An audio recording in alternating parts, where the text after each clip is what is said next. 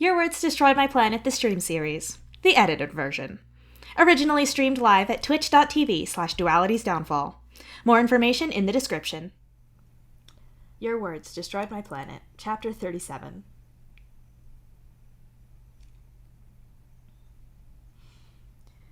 You watch Dave leave the bar in a hurry, leaving you and Solix sitting there at the table with your half-finished drinks. What are you gonna bet that Equius called in some favors and worked outside of normal hours just to get that in? Solix wonders. Probably pretty likely. Not that I blame Dave for wanting to get out of here early. I completely fucked that up. You groan. I would say that you learned a valuable lesson, and technically nothing actually went wrong, which is really the best outcome from learning something because you made a mistake. Signless says reasonably. Or, not make the fucking mistake in the first place, Mituna argues. Psionic makes a garbled sound, and his smoky form shifts enough so you can make out a head with enough shape to notice a headset over his ears, which he points to. Yeah, you get the point. You should have listened.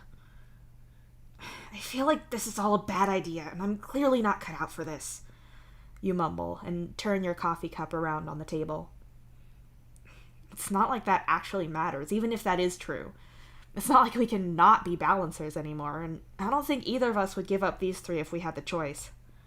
Solix points out, gesturing to all of your ghosts. Well, no, but I'd still like to not be terrible. You sigh. You did one thing wrong, and how are you supposed to know that just singing a little bit of it would automatically start that motif whatever thing up? Dave never said don't sing ever or anything like that. Solix points out. No, but he did specifically say not to sing those songs.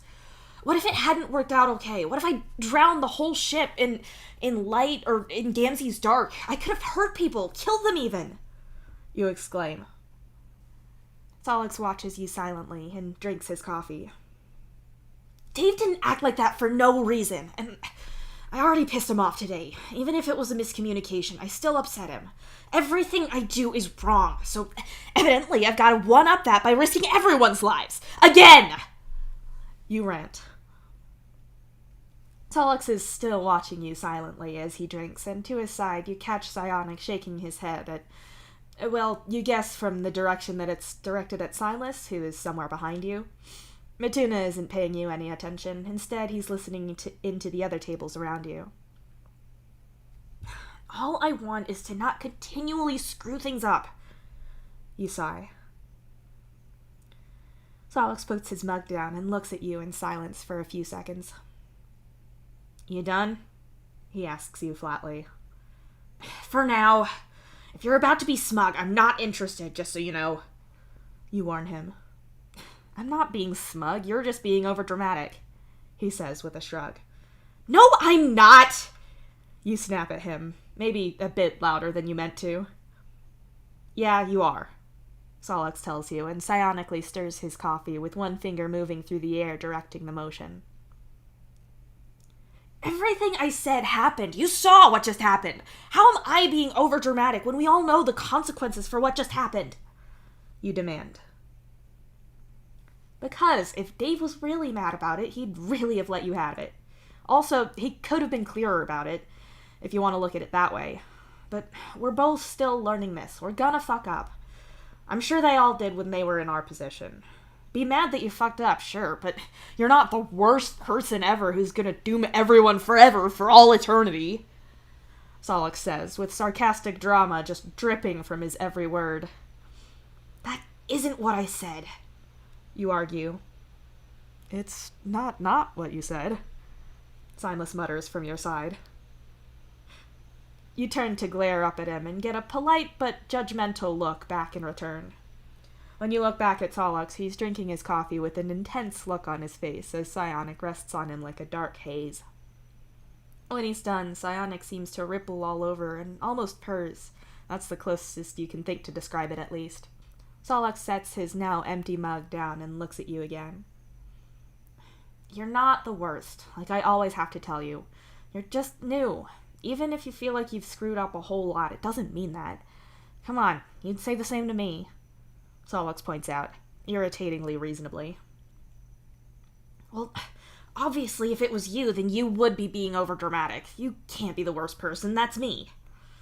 You say, though you can't keep the smile off of your face as you say it. You know what?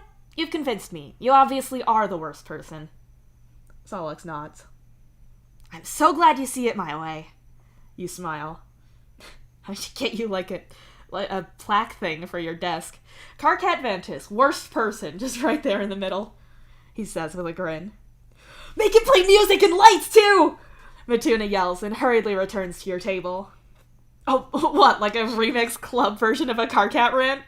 Solix asks with wide-eyed glee. Yes! Fuck, why am I too dead to do this? Matuna wails.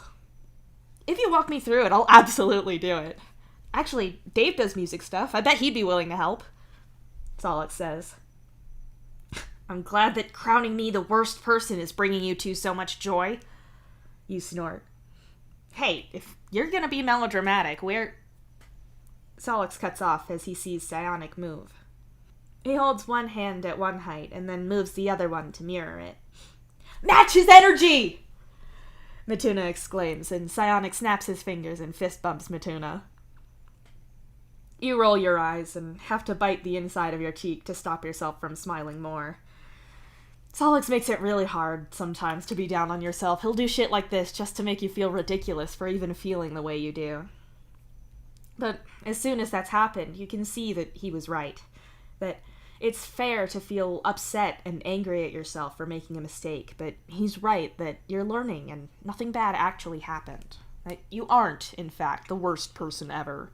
He just has to break you from the self-condemnation that feels oh so justified given your emotions, just for a few moments, and then it all unravels. Obviously, you wish you were doing better. You wish you hadn't messed up just then, but you aren't actually the worst, and even if you just annoyed Dave and probably Gamzee, it's not like they're gonna launch you into space for it. It is, in fact, not that big of a deal. Solix is giving you that self-satisfied little smile that you're absolutely going to refuse to dignify with an answer, so instead you drain the last of your own drink. Wanna go get something to eat?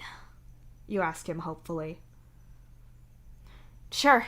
We can brainstorm how the two of us, who couldn't carry a tune in a shopping basket, can somehow learn and do all of these songs.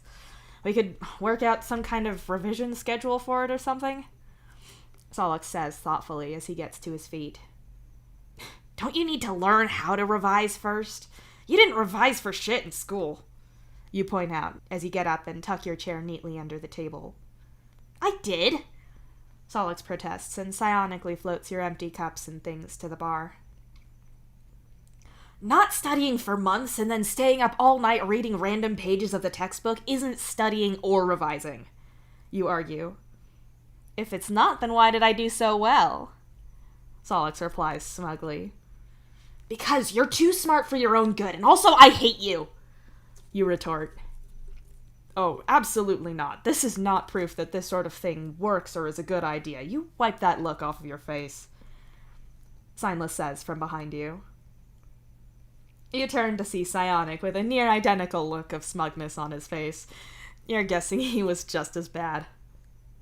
Tell me you didn't do this as well, Signless sighs, looking around at Matuna. I was good at the interesting shit. Didn't have to study for that. I'd rather die all fucking over again than have to do shit like literature again, Matuna says vehemently. Okay, as a lover of literature, I take offense to that. And didn't you once spend a literature exam writing weird PWP fanfic for the assigned book? You protest. Almost all books talk about shit or fuck!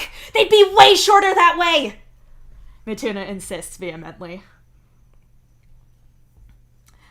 Psionic makes a curious noise, so Solix repeats what Matuna said, which just makes Matuna look even more pleased at his controversial take on literature. Psionic makes the sound of a bell being rung, and Solix nods with a fair enough expression on his face. That is not...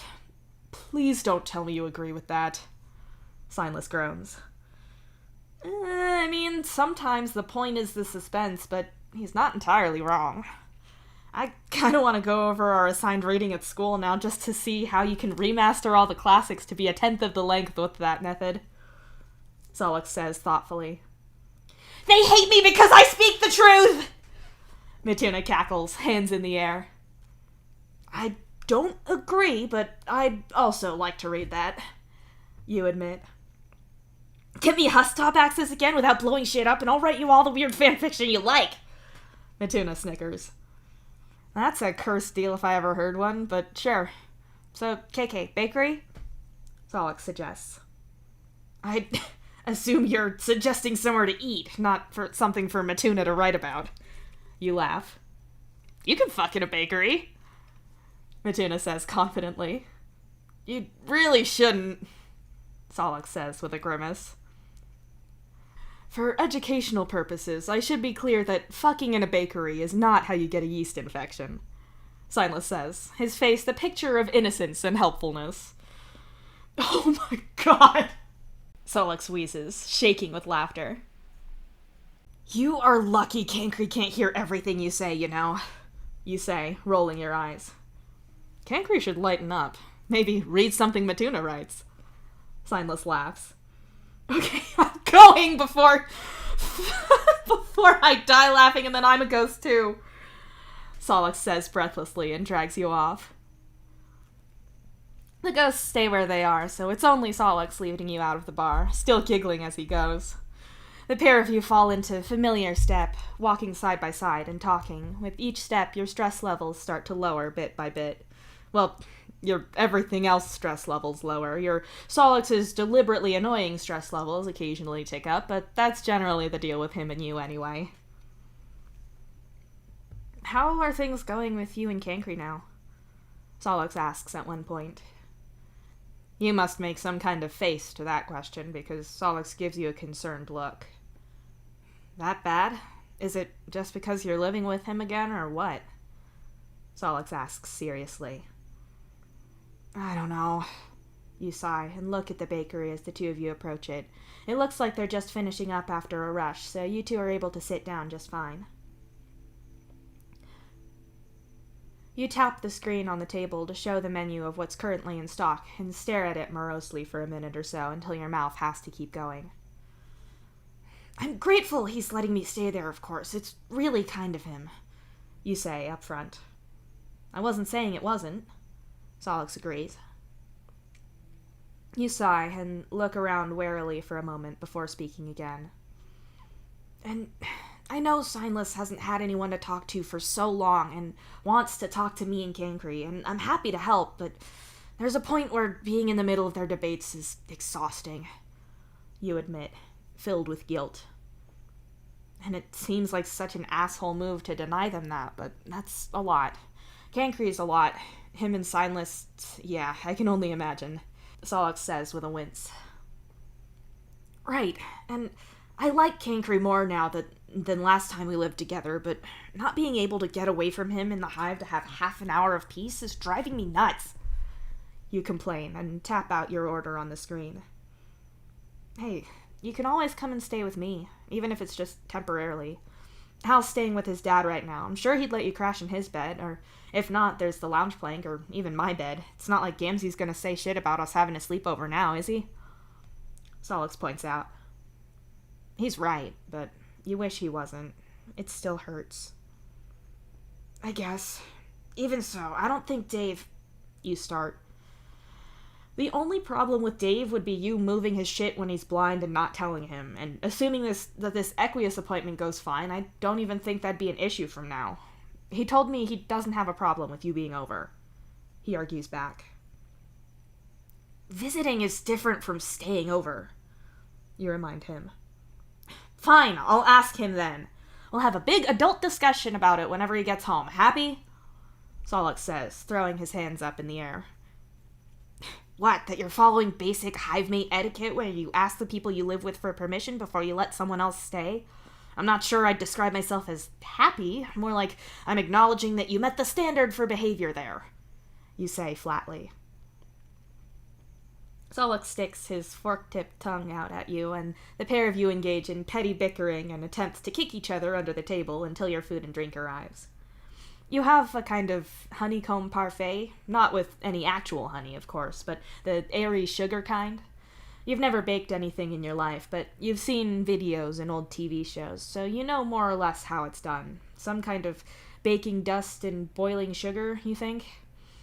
Solix has some kind of red cake. You'd say it was red velvet or something, but the icing on it is nearly black. What is that? You ask curiously. It's a crushed cookies and cream thing on the top. It's really good, Solix says, his mouth full as he talks. You roll your eyes at him. It's not unusual for Solix to randomize a menu when he doesn't know what he wants. He'll spin the whole menu over the screen and stop at random and then get whatever he's landed on, unless it's something he really won't like. Evidently, it worked out this time, though. After you and Solix have eaten and hung out more, he goes back home, probably waiting to see Dave when he gets back. You do kind of hope that he'd be okay with you staying with them for a while, but you guess you'll have to wait and see. Really, you should go back to Cancre's place, but you can't face it just yet. You can't face your hive either. Being there without Gamzee and standing in the ruins of your relationship is just too much. You just can't. Not yet. Instead, you end up going to see a movie by yourself, and then another right after it. You try to pay attention, but it's hard when you have so many things that you're trying to avoid thinking about. Balancing training, Dave, Solix, your ghosts, Cancre, the whole ship, all of it. It leaves very little space for the movies whose names and plots you'd be hard-pressed to remember afterwards. You're debating pushing off sleep as far as possible when your palm husk pings. It's Solix. Carcat, I need to talk to you right now! Is this Solix or Matuna somehow? Shit, sorry, it's Solix. I am just very excited. Oh, wow, I put whoa instead of 2 up there. Okay, what's so exciting? I assume this isn't a bad kind of excited. I talked to Dave. Well, if I'm being accurate, he talked to me when he got home. He wanted to know if I was still interested in him, and that was before I even got to tell him that I still am, which I'd wanted to say to him. Oh, so what did he say? What happened? He wanted to be with me. We're together. He's my Kismisses. Well, technically we're calling it partners, but said in the dumbest cowboy accent because Dave is a terrible person and I hate him so much. Oh, shit, that's really great. I'm really happy for you. You are happy for him. You are. You want him to be happy, and you can feel how happy he is just through this. There's no doubt in your mind that Dave cares about him too. You saw that even beforehand, when Dave was training him and was there for his test. Dave deserves someone good, and no one is better than Solix. You can see how they'd work together. You want them to both be happy. They deserve this. They absolutely deserve to be happy, and you want them to be happy together. But it still stings, and that is stupid and selfish of you. You need to ignore it and focus on Solix. You told him to go for this, and you're amazed and delighted that he somehow pulled that off. Focus on the sweetness of this moment and ignore the rest. We were going to tell the others, but I wanted to tell you myself instead of hearing about it from anyone else. You are okay with this, right? Yeah, I am. I told you to go for it, remember? And you deserve to be happy. I want that. I really want that too. I want to make him happy. I think I am making him happy. Who wouldn't be happy around you? You often, apparently. Fuck that. Don't listen to me. I'm an idiot. Noted. God, KK, I'm so happy. I can just want to kiss him now and go do it. I suppose you could have done that before, but that would have been less than great if he didn't want you to. Well, the same applies now, but you know what I mean. Yeah. Gonna go use that new power and go kiss him since he's in the middle of talking about something. Good to know you're not paying attention to your partner's words already. Something, quintuple fry the JPEG, sweet bro, and hella Jeff. I take it back. Ignore away. In fact, if you've discovered a way to make him stop talking about his garbage webcomic, I urge you on behalf of everyone to do so. Gladly. You're smiling right now. You're happy for him, for both of them. But you feel... No, you're not thinking about it. You should go to Cankry's and go to sleep. The pristine glass of the ice cream counter stretches before you as you look in at the flavors. Familiarity prickles at your mind, and you realize that you're in this dream again. You look to your side as Silas is handed the same 2-scoop sundae that he had before. Kiwi punch and honey bourbon, sir. Enjoy, the staff member behind the counter says. Oh, thank you, Silas says politely and looks from his ice cream glass to you. I still hate this metaphor, you say stubbornly. And this is still your dream, not mine, Silas shrugs. You look morosely through the glass. Maybe you could work out which of the flavors represent people you know, but that just seems like calling yourself out for no reason. The grape soda flavor is very blatantly out of stock in a move that is not subtle in the slightest. Reluctantly, you move to the front of the line where the register is. Oh, it's you again. Sorry, your payment bounced last time. We're not serving you. At least not until management changes their mind, the staff member behind the counter says to you. Right, of course, because I wasn't paying into my relationship with Gamzee properly, so the metaphor stretches here. Yeah, I get it, you grumble. Sure? I can give you a water or something, the confused person behind the register says, probably not appreciating you pointing out that they're part of some dream metaphor of yours.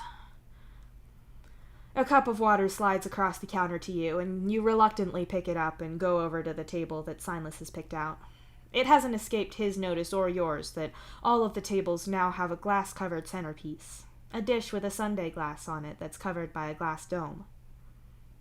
This is new, Silas observes, and tries to lift the glass dome off. It's going to be stuck there, you sigh, and slide down in your seat miserably. Silas tries to pick it up, but of course he can't. He looks up from the sealed dome to you, waiting for an explanation.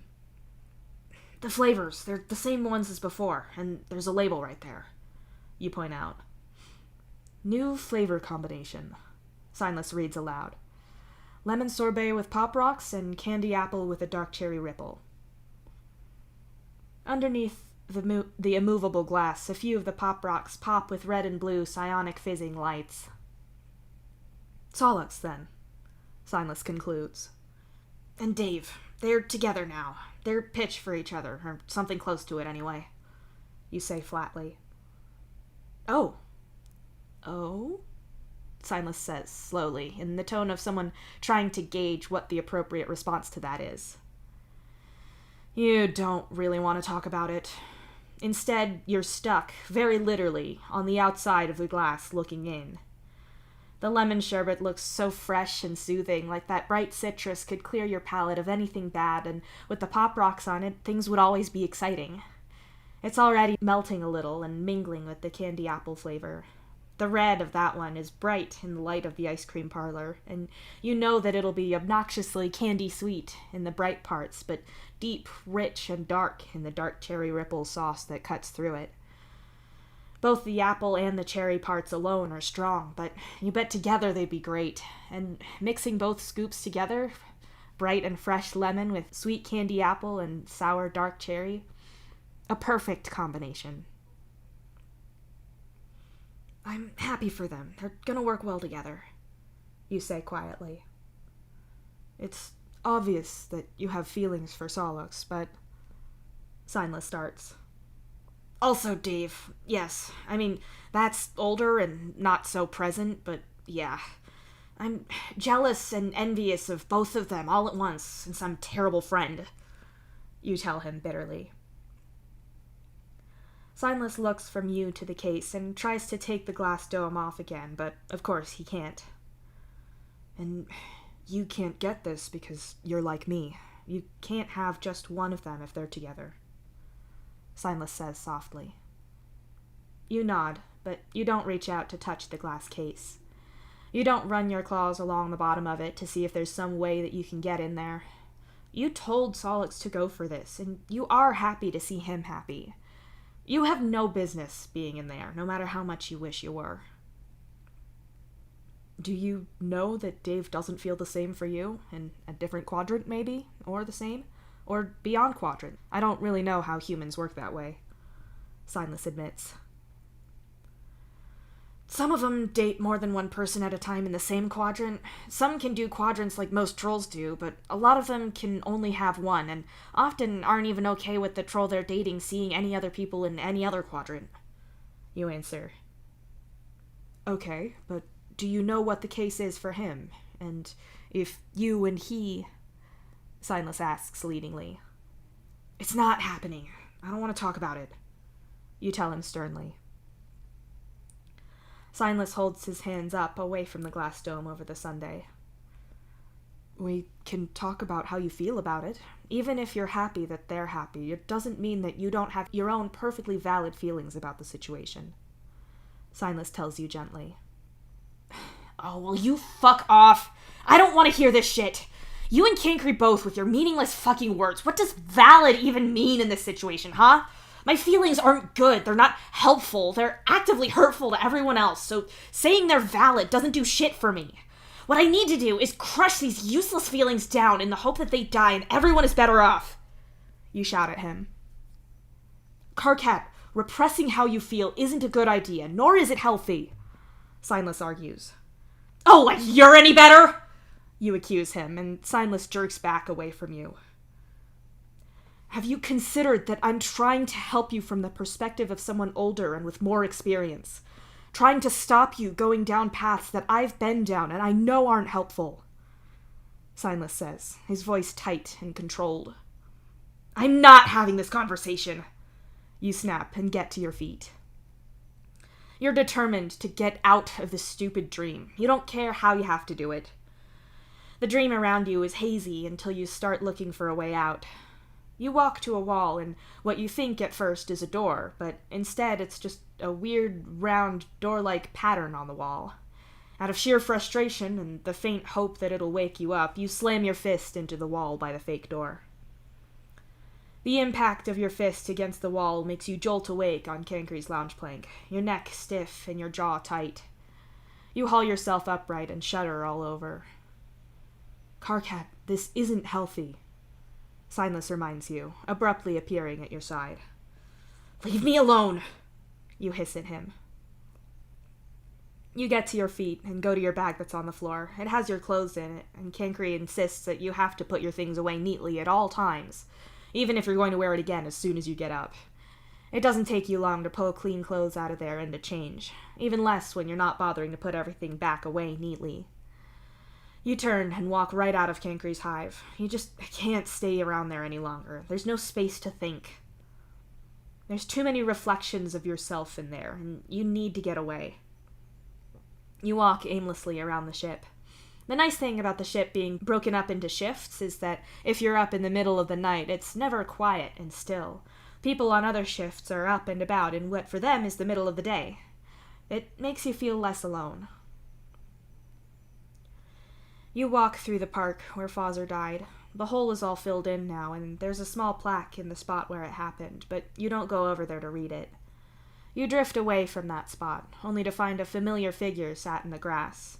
It's either Dirk or Hal, but considering that this Strider is sat staring at the spot in the park where Dirk and Jake's wedding happened, you're going to guess Dirk.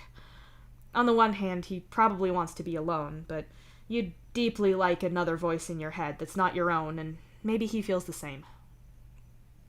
Dirk? You call out as you walk closer. He looks around immediately, and you're sure now that this is Dirk and not Hal. Their expressions are a little different in very subtle ways. Also, he looked around at you when you said Dirk, so that's a clue.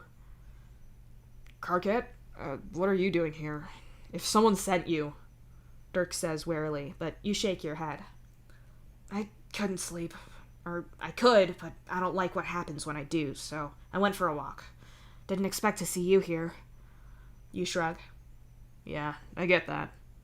Dirk sighs and looks back at the place where the marquee was before. Mind if I sit down? I'd really like to talk to someone who's not some variation of me. You ask. I know what that's like, sure. Dirk laughs mirthlessly. You sit down next to him, and the pair of you are silent for a moment. It was a really great wedding, you say softly. Shame about the marriage, Dirk replies flatly. Oh, have you two... You're not sure what to say. Split up? Divorced? Not yet. But unless one of us compromises on this whole thing, I'm pretty sure it's going to go that way, he says. I'm so sorry, you whisper, feeling incredibly responsible for this whole situation. I don't understand how he could have been part of any of that, how he could have left Dave in that much harm, Dirk says after a long moment. You don't fully get it either. Sure, you admit that you should have waited and talked to the balancers before acting, but you don't think you could have seen all of this going on and done nothing. But then, wasn't every sailor in that bar aware of what was happening and they also didn't stop it? Dave treated them like friends. So did Solix. I'm sure Jake's intentions were good, you tell him. Whatever he deluded himself into thinking to rationalize it doesn't help, Dirk hisses. I guess. I don't know. I don't know if Dave is properly okay with me now or not, but I think the fact that he kind of has to be for balancing to work probably plays a part. He said he was sincere and he got it, but maybe I just feel guilty and I'm ascribing that to Dave. The point I was getting at was that Dave doesn't seem to be mad at people like Jake, you say. Yeah, because pretending like things are okay and playing nice is a pretty solid strategy to not get hurt. There's no way he's not pretending on some level. Not that I can talk to him about it, Dirk says miserably. That doesn't leave Dave a lot of room for change. Either he's lying to everyone and really feels a certain way, or he doesn't know he's lying because deep down he really feels that same way, you point out. There's no outcome of tortured as a child and enslaved and forced into secrecy on a new ship that's sunshine and rainbows, Carcat. Either he's refusing to let us help on purpose, or because he's desperately trying to pretend things are fine, and as we've all seen, he's a better liar than we thought, even if he's lying to himself, Dirk tells you with a sharp edge to his words. I mean, I don't disagree completely. I think there's a lot of this that he's shrugging off as the way things are, and I don't know if that's a practical way of dealing with the situation or a terrible coping mechanism, but I also got the impression that he wasn't a fan of people making decisions for him, or not more than they already do, you say, as diplomatically as you can. In a way, you feel like Dirk has the right answer in there somewhere, but his working to get there isn't right. Can we talk about your problems instead? Dirk challenges you. You nod and sigh, running your fingers through the grass on either side of you. I needed to get out of Kangaroo's hive. Between me, him, and Signless, it's like being stuck in a funhouse mirror version of myself, and everything is exhausting, you tell him wearily. Oh, no, that's way more relatable than I wanted, but go on, Dirk says, and winces. You wonder if there's a Dirk versus Hal thing there, or even Dirk and the rest of his siblings. I don't know, it's just... I'm grateful I get to know Signless at all. I do like him, I do, and I'm thankful that Kankri is letting me stay with him and has been so surprisingly in my corner for all of this, but he can be so uptight about things. Things have to be his way, and other ways are wrong, and I know I can be like that sometimes, and Signless is literally preachy. I have to translate their academic debates, and it's exhausting, but I can't say no, can I? And every time anything happens or something gets to me, I get to see my own shitty ways of thinking directed back at me by people who are just as bad at following their own advice. I'm losing my fucking mind. You groan and fall back on the grass. Yeah, me and Hal are kind of like that sometimes. Especially when it's obvious that Dave likes him more than me right now. Honestly, not living together is the best thing for not wanting to beat each other to death with the TV remote. For a totally theoretical example, he says. You're convincing no one, you say, still flat on the ground. Why don't you just go back to your own hive? Dirk asks. I don't know, Dirk. Why aren't you in your hive right now? Or is standing in the space that was supposed to be the home for your happy relationship kind of painful now? You ask him sharply. Hey, fuck you too, Dirk snaps. Am I wrong, though? You challenge him. Dirk doesn't say anything, but you can hear him grumbling irritably, so you think you proved your point just fine, thanks. You lay there in miserable silence, and he sits in a sulk for a bit. Misery literally loving company. Sometimes the cliches are true. What were you even fighting with the other Vantuses about? I'm sure it was 1,000 things, but what was the most recent thing? Dirk asks curiously. Romance? Or the fact that Vantuses are fucked up about it? Cankry opts out by choice mostly, but Signless acts like you should talk all of your romantic problems out and then doesn't do that shit himself without being made to. Then he's got the globes to get on my case about not wanting to talk about the same thing. He's a fucking hypocrite, and I don't care how much he says he wants to stop me from making the mistakes he does. My whole orientation is fucked up. I'm not how trolls are meant to be. You explain bitterly. I can relate to that, Dirk says. You're not a troll. You don't get the culture of how quadrants are supposed to feel and how bad I am at it. My whole thing is broken. You tell him. Gay and trans. I get it. Dirk tells you flatly. No, you don't. Being into one gender and not another isn't... That's not a problem. That's your business. I appreciate that it's a big deal in a lot of human cultures, so it's maybe analogous, but there's nothing fundamentally wrong with that. Yes, being gay is different to being straight, but it's still romance. You're still doing love like you're supposed to, and it's not like being trans is being bad at the gender you were assigned at birth. It's not you being broken, even if it feels that way. I'm not trying to delegitimize what you've been through or anything, but there's nothing wrong with who you are. You insist. Dirk looks like he's considering whether or not to introduce his fist to your face. Look, hear me out. If I couldn't do flush or pitch because I wasn't interested in the sexual side of those quadrants, then that's fine. That's just orientation, right? Same as if I could do any quadrant, but only for other men. Again, it's just orientation. That's not being bad at romance. That's just doing it the way it works for you. If my romance was always pan-quadrant, which it often is, that's also just orientation. You explain. And your thing is so different because? Dirk asks dryly. Because I can do straight quadrants. Me and Gamzee were just pale. Even if I'm usually blurrier than that, I can do it. But I can't have someone be in a relationship with me and then date outside of that. You start emphatically. Oh no, monogamy is so shameful. Dirk sneers at you. Except, no, not that. I could date more than one person perfectly happily as long as they were dating each other and me, but no one else. I've got to be the most difficult corner puzzle piece. That's not an orientation. That's not being monogamous or polyamorous or having independent quadrants like normal people. I'm just shitty and selfish and broken. There's nothing wrong with you. Sure, you're in a minority statistically, but those are just perfectly normal ways to be a human, or a troll for that matter. You argue.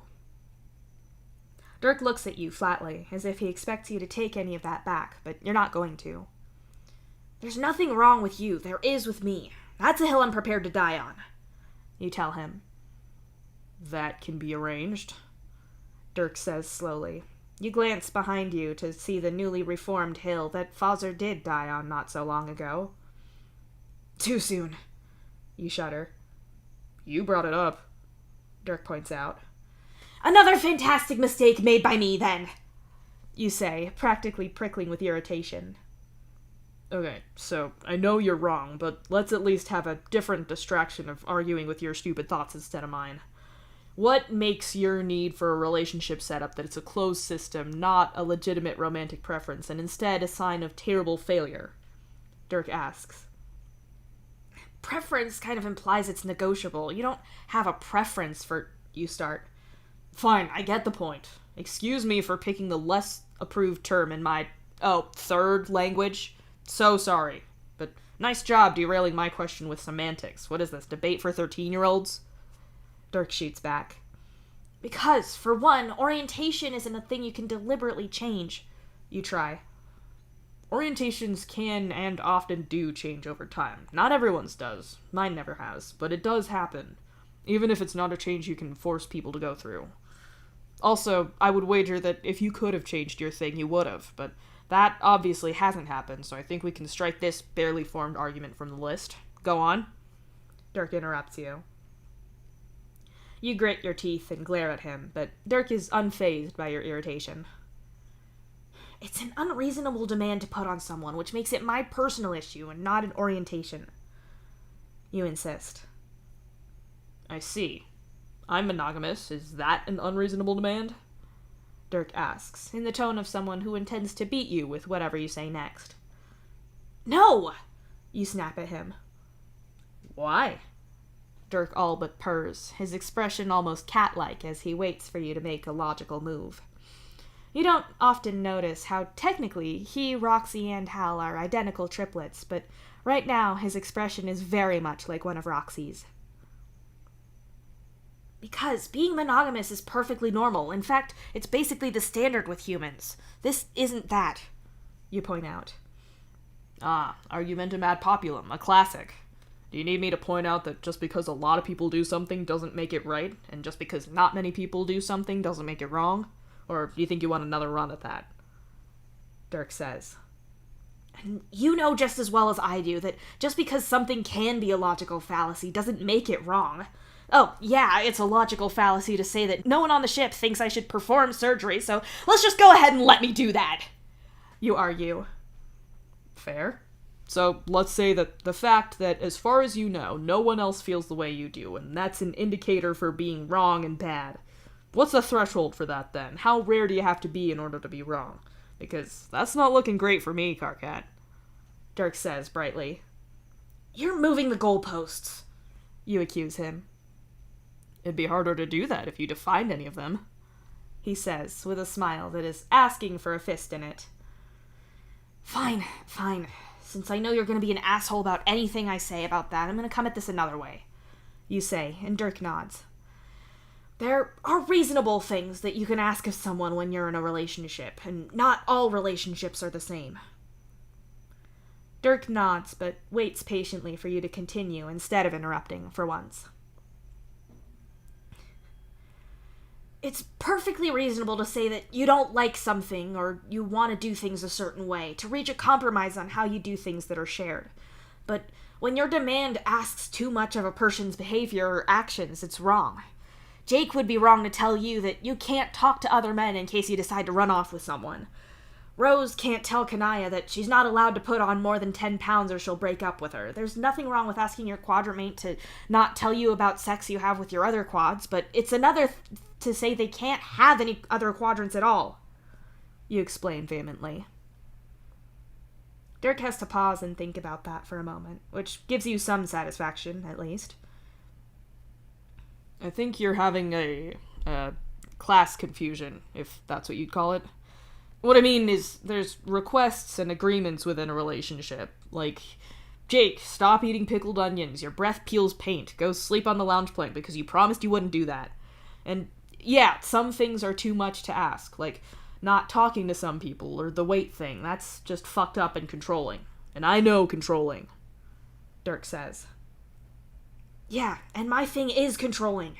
I was lucky that Gamzee was fine with it. Most people wouldn't be, you tell him.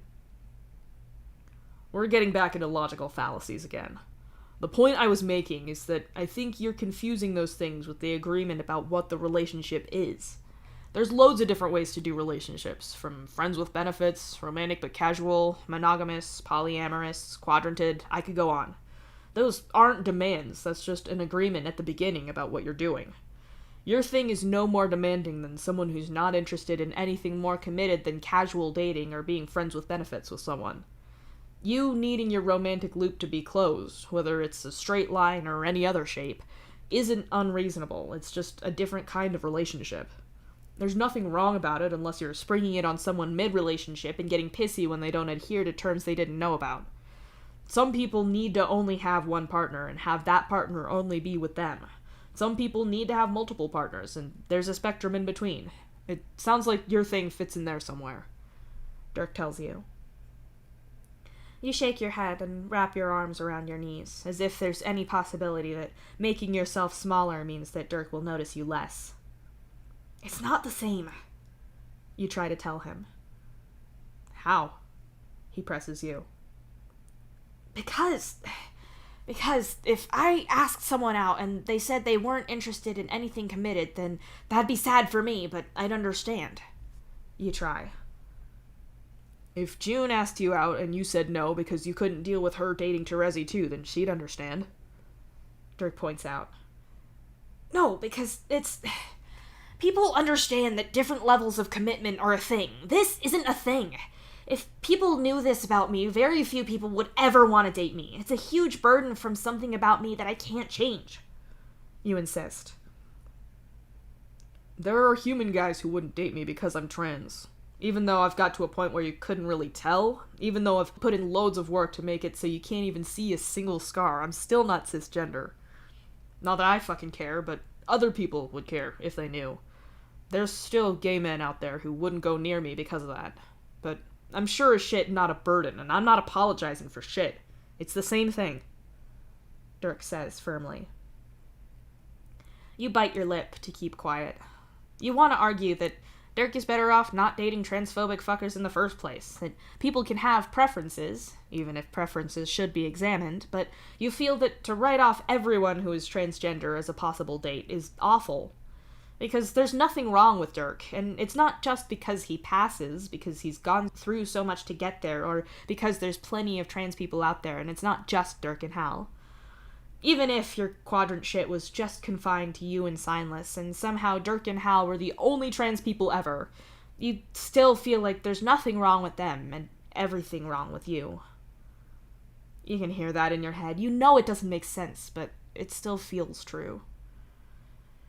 That's why this thing with Solix and Dave hurts. It's not that you want Solix's spade. You don't want what Dave has with him.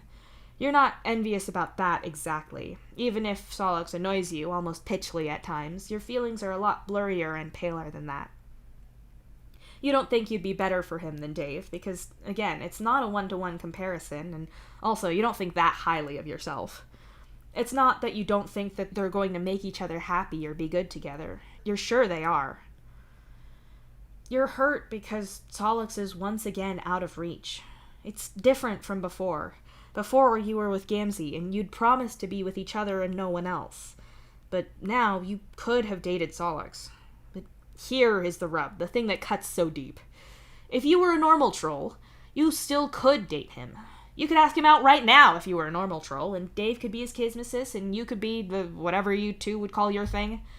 If you were a better troll, you could be happy right now. You could have everything you want.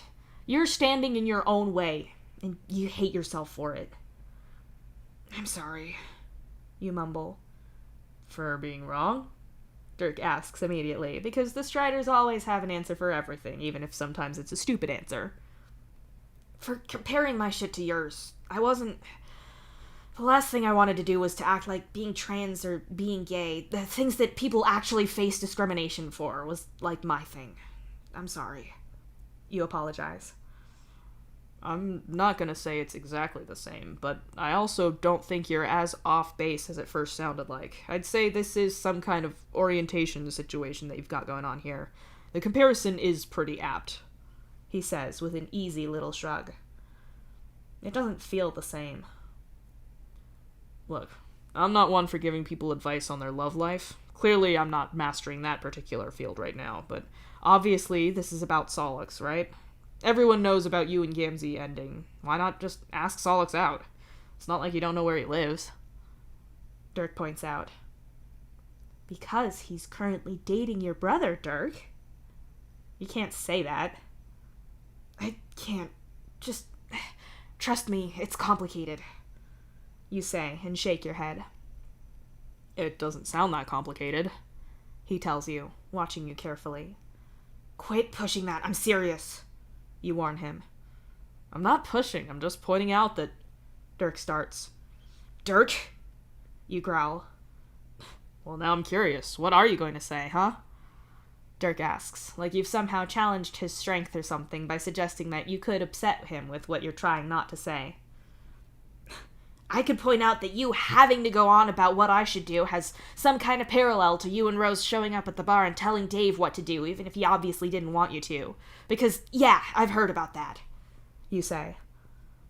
If you're about to make some crack about me having problems with control, then you can just... He hisses. I wasn't making that point. I was making a point about you not knowing when to shut up, but if you want to talk about that, I'm happy to listen to your fucked up thoughts for a while. You shoot back. I just remembered I need to water my houseplants, Dirk says, getting to his feet. Wait, you have houseplants? You ask in surprise. You need permits for that, unless it's really specific kinds. Sending random pollen and spores through the air systems in places where it's not intended, like the park, is kind of a big deal. They're plastic, Dirk says, and then just walks off. Good job, Carcat. For a while, you sit there alone and unhappy on the grass. You're a little frustrated that Dirk has gone because you still distinctly feel like his argument has to be wrong. There has to be a way to thread that needle where you're wrong and broken and asking too much with your selfish demands, but also making sure you're not making any claims that put him in that situation. It has to exist because you know it's true, you're just suddenly terrible at arguing it. The other possibility, the one that Dirk was very plainly telling you about, is that there's nothing wrong with you at all. That as long as you're not expecting people to magically conform to what you need, then there's no problem with just saying what you're looking for in a relationship. Which then leads to the deeply uncomfortable thought that you stayed with Gamzee because he put up with that part of you without fuss, when you were so sure that basically no one else would. Which means that you felt indebted or grateful to him for something that wasn't a big deal. If that's true, then does that mean that you stayed together longer than you should have? Clearly you weren't helping him enough at the end of this, and as much as you love Gamzee, you can't deny that his helpfulness waned over the years as you learned to manage your own shit. If Dirk is right, then maybe you stayed with him when you shouldn't have done. Maybe you've been in the way of someone who could have helped him more. Maybe if you'd ended things sooner, then it could be you and Solix right now instead of him and Dave. Ugh, no, that's wrong. You won't want to deprive Dave of being with Solix, or the other way around. But you're stuck, like you were in your dream, on the other side of the glass, only able to look at what you want.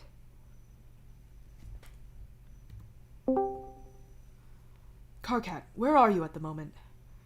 I'm in the park. I couldn't sleep. Why? Look, if this is about me not tidying my things away, I'll get to it later, I promise. That wasn't what I wanted to talk to you about, although I certainly would appreciate you doing that. I need the captain to action some paperwork, and she's refusing to see people unless she absolutely has to. As it happens, HR has a little more leeway to press that issue than my department, so I was hoping you could bring it to her. What? What do you mean, bring it to her? I mean precisely that. The captain is not allowed technology at the moment, since we're wary of what she might do with it. As such, the paperwork I need you to give her is quite literally paperwork, so you visiting her as a member of the HR department will increase the chances of us being able to get this vital information to her. Okay, that's fair. I can see why we don't want her getting into some secret subroutine in the network and messaging other ships or something. But I'm not currently working for HR right now, remember?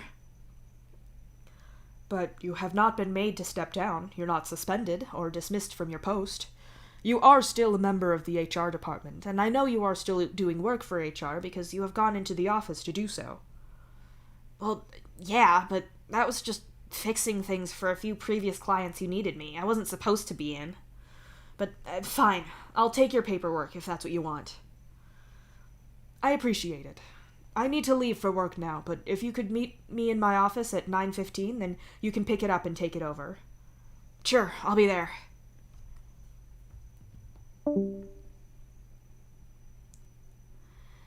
You get to your feet and trudge your way towards Cankry's office. He's not actually in when you get there, and the receptionist tells you he's off in a meeting with Tisius. It's probably a good thing that he's not here. You're hardly in the best of moods, and you know that if Cankry pushes your buttons at all, that you won't be able to keep your cool. That's not fair on Cancri. He might be irritating to live with.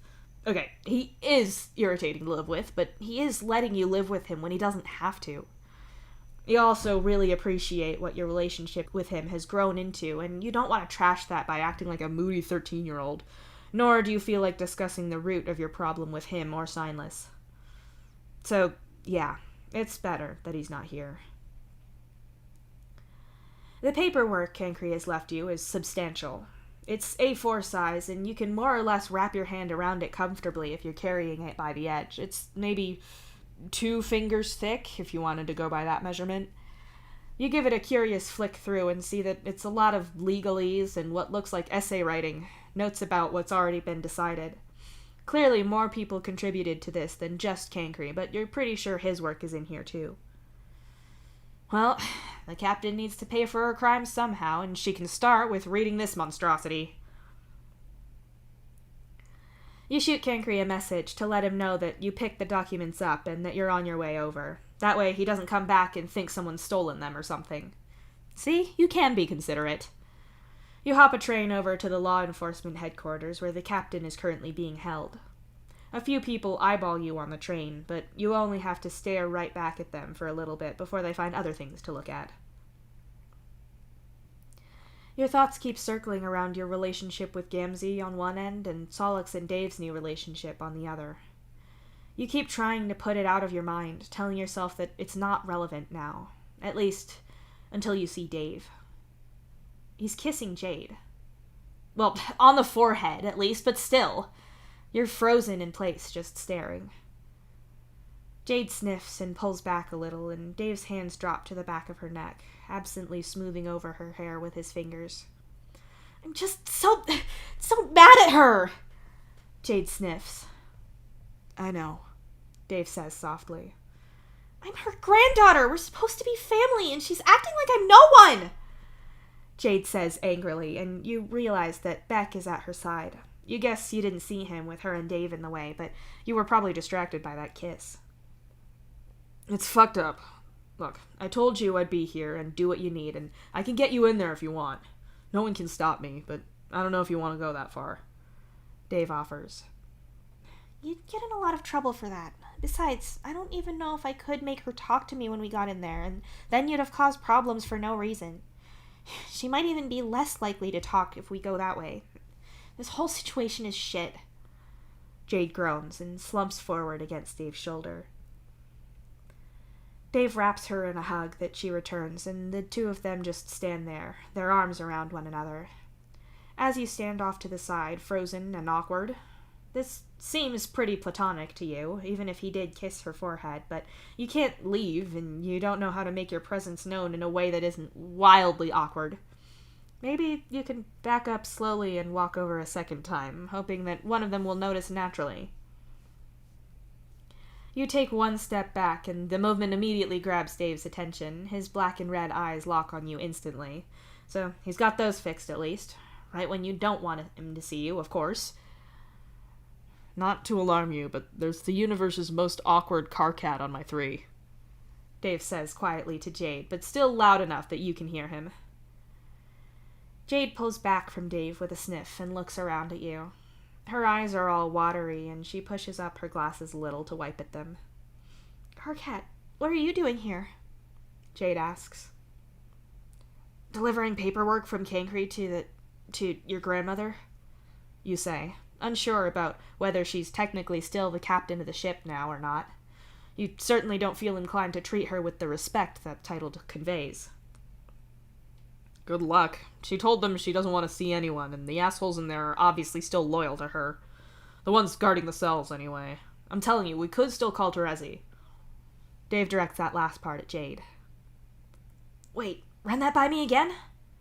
You ask him. Which part? The bit where they're not letting us in, or the Terezi thing? Dave asks. The first one. I get that this doesn't apply to Dave, but if this is a matter of her saying she doesn't want to see you and the officers in there enforcing that, then that's wrong, or at least it's wrong for Jade. I mean, if it's that you emotionally don't want to see her because she doesn't want to see you, then that's one thing, but if it's a matter of being allowed, then Jade is allowed in. You tell him. But they said I wasn't. Jade says with a frown. No, that applies to Dave, not you, you say. I said this before, but technically that wall couldn't stop me, Dave points out. Yeah, we know, you sigh. Why doesn't it apply to me? Jade asks, before you and Dave can get off topic. Because you're her next of kin. With humans, that's a precedent automatically. With trolls, it is genetic if there's no outranking quadrant and the ancestors are close to one another, but for humans, it's assumed. She was relieved of her post because of her actions and possible stability, which gives you the right to see her no matter what she says. Especially when you account for her age and the possibility that she's lost it. They can't keep you out. There are laws and procedures about this. You explain. Holy shit, really? Jade gasps. Did you just HR the problem away? Dave smiles. I guess so. I can go yell at people about it for you if you want, Jade. I'm going in there anyway to deliver all of this to her. You shrug and wave the papers about just for show. It definitely not cause as much trouble as you getting us in, Jade says with a look at Dave. And yeah, you can imagine that void magicking his way through a wall is going to cause a lot of fuss. True, but it's still Karkat, so it's not going to be quiet and trouble-free either, Dave points out. Hey, being loud and causing trouble for a good reason is what I live for, you say with a grin. Ain't that the truth? So, you're going to go with Karkat then? Dave asks Jade, who nods. Sweet, I guess I can pick up a shift on ship construction then. For some reason they have this wild policy about not letting me weld things unless I can see, but now I can, so I will. Solix is probably at work by now anyway. Hey Karkat, are you busy tonight? Dave asks you. Me? Why? Wait, are you thinking of balance training? You ask, as the obvious answer hits you several sentences in. We could, yeah, but mostly I was kind of thinking that I've been in a pretty shitty mood lately because of everything and being blind and, yeah, a lot.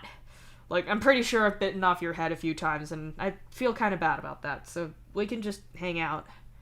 He offers in that awkwardly sincere but trying to act like he's playing it cool tone that he's had since you first met him. Dave might be a master liar with a flawless poker face on top secret stuff, but with things like this, he's completely see-through. You are in a much better mood, Dave, Jade says innocently.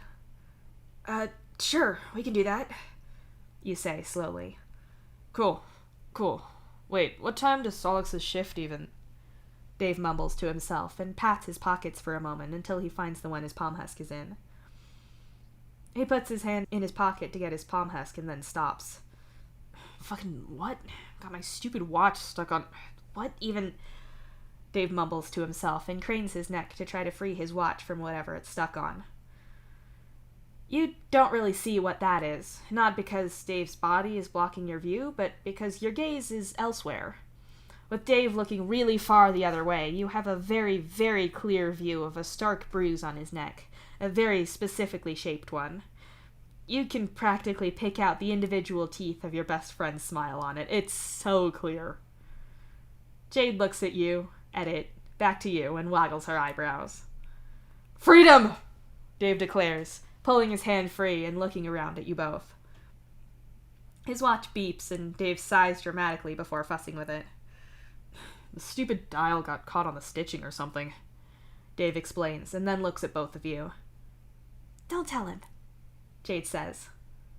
What? Dave asks. Is about all you have to say. You were saying about how you were in such a good mood, suddenly? Jade smiles. Dave says, since it's now his turn to say that, apparently. I already know. Solix already said. Even if he hadn't told me, I'd still know. You explain. You're not a relationship psychic, Dave says, with something that he'd deny being a pout, but still is. He doesn't have to be. He's got eyes. Jade snorts and points at Dave's neck. Dave's eyes go wide, and he claps one hand over his neck, right over that mark that Solix clearly gave him. I didn't look. Is it... Dave trails off and hastily opens the camera app on his palm husk and holds it up so he can see himself. His face flashes ever so quickly through excitement and annoyance before settling on something calmer. You really didn't know us that bad? Jade laughs. No, but it's fine. I'll remember this, Dave says, like he's intending on getting even. Dave taps away on his palm husk again, having already seen the damage. It looks like he's in the calendar. I think he should be off at 6, but with all this going on, it's hard to say if he'll leave on time. You tell him. I know, right? How about 7? If he's not already heading back by like 6:20, I'm just gonna start sending him pictures of me messing with his tech, swapping his keyboard keys around, that kind of thing. Dave says, with an evil little smile on his face.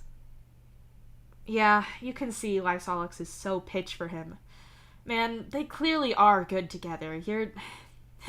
You're genuinely really happy about this.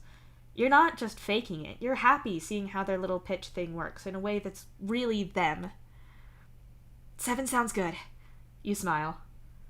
Cool, Dave says, smiling back. Thanks for coming with me, Dave, even if it did end up being kind of a waste of your time. Jade thanks him. Hey, it wasn't a waste at all. I'm just happy Karkat can get you in there, but, if you need anything, just hit me up. I'm always here if you need me. Dave reassures her, and Jade smiles, even if the expression is a little sad. Okay, cool. See you tonight, Karkat. Later, Beck, Dave says, waving at you and turning to Beck to bump his fist against Beck's raised paw. With that done, Dave walks off and leaves you, Jade, and Beck alone. How did he not see that? You wonder, as soon as Dave is out of earshot. I guess he didn't look in a mirror this morning. Jade shrugs. Given some of the things he wears ironically, I've suspected that he usually doesn't look in the mirror much, but still. Solix is probably going to be insufferable about Dave obliviously walking around like that. You sigh, knowing that fact with absolute certainty. I'm sure it's weird that I'm okay with this, but it's nice to know it wasn't me that was the problem. It's not something I was doing wrong or could have fixed, and he seems so happy, too. Jade smiles softly. You breathe in and hold it for a second, trying to focus and really observe your own thoughts and emotions. There's no... Okay, here's the thing where you want to be a linguistic pedant. In English, there are 2 specific words that have direct translations into Alternian. Well, there's loads, but you mean these 2 in particular. Jealousy and envy. In English, they are supposed to mean different things, but thanks to a kind of usage drift, they more or less have just the one shared meaning, and it's a little pedantic to insist on a difference. It's even a little old-fashioned to do so. Alternian is heading the same way as well, but it's not quite there yet. So, in Alternian, envy is to see something that someone else has and want it for yourself. When you look at Dave, you're not exactly envious of his thing with Solix. You're perhaps envious that he's obviously happy, or envious that he's with Solix at all, but you don't especially want to be in his exact shoes right now. When Dave was clearly planning on getting even with Solix, you were happy for him, and you didn't envy that. You annoy Solix platonically all the time. You're not envious that Dave is getting to do it romantically, and you're not. Jealousy, on the other hand, is the fear that someone will take something that is yours, hence the phrase to jealously guard something. You're definitely not jealous. Dave isn't taking Solix away from you. If there's one thing you're sure of, it's that nothing is going to keep you and Solix apart. No matter how much you squabble, who either of you dates, or how high the stakes, he's always there for you. Dave isn't a threat to that, and even if him dating Solix carves out a slice of his time or his romantic affections, you're fine with that. As for Dave, he never stopped being your friend, regardless of whether he was dating someone or not. You absolutely were jealous and envious when Jade started dating him in school when you had wanted him. You didn't want her taking him away from you, and you wanted to be in her place. But it hadn't played out that way. Dave is still inexplicably your friend, and Jade was hardly some wicked girlfriend who stole a helpless boy from his friends. She was anything but that. In fact, you'd felt the same things for her when it came to Dave dating her. If you stopped falling for everyone, this would be a less persistent problem in your life. But How is it your fault that basically all of your friends are insanely attractive, nice, funny, and lovable people? It's not your fault you like them. The point is, you don't feel mad about this.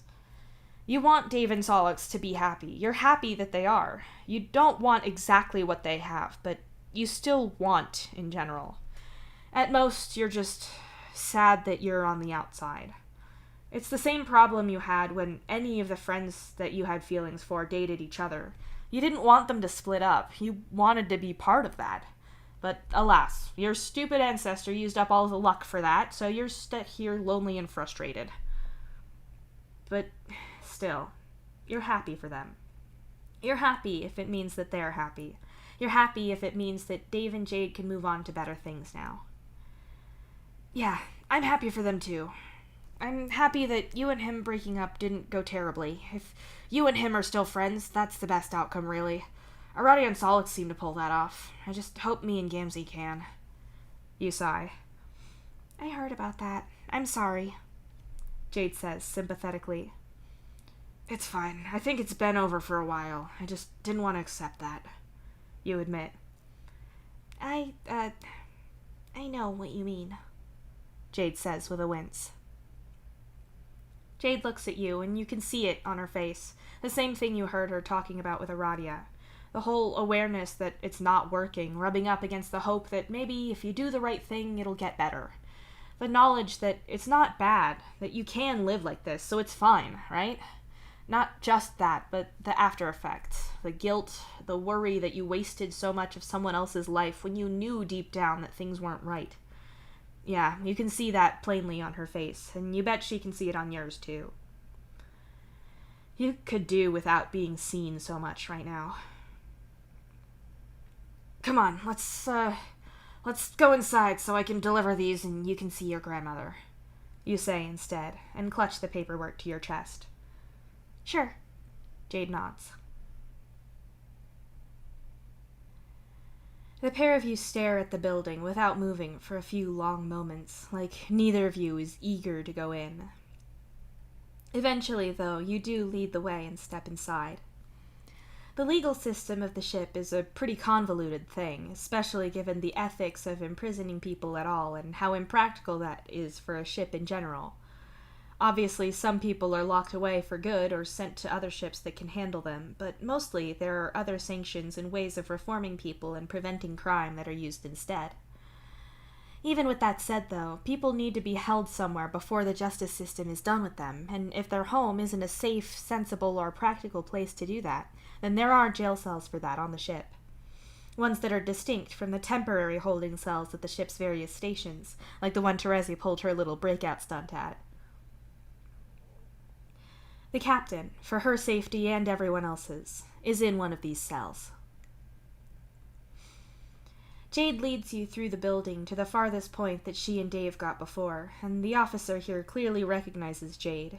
She's a pissed-off-looking teal, and as she straightens up, you catch her name badge. Stein Lurkat. You know that name from somewhere. Look, I already told you she's not interested, Stein says firmly. Lurkat.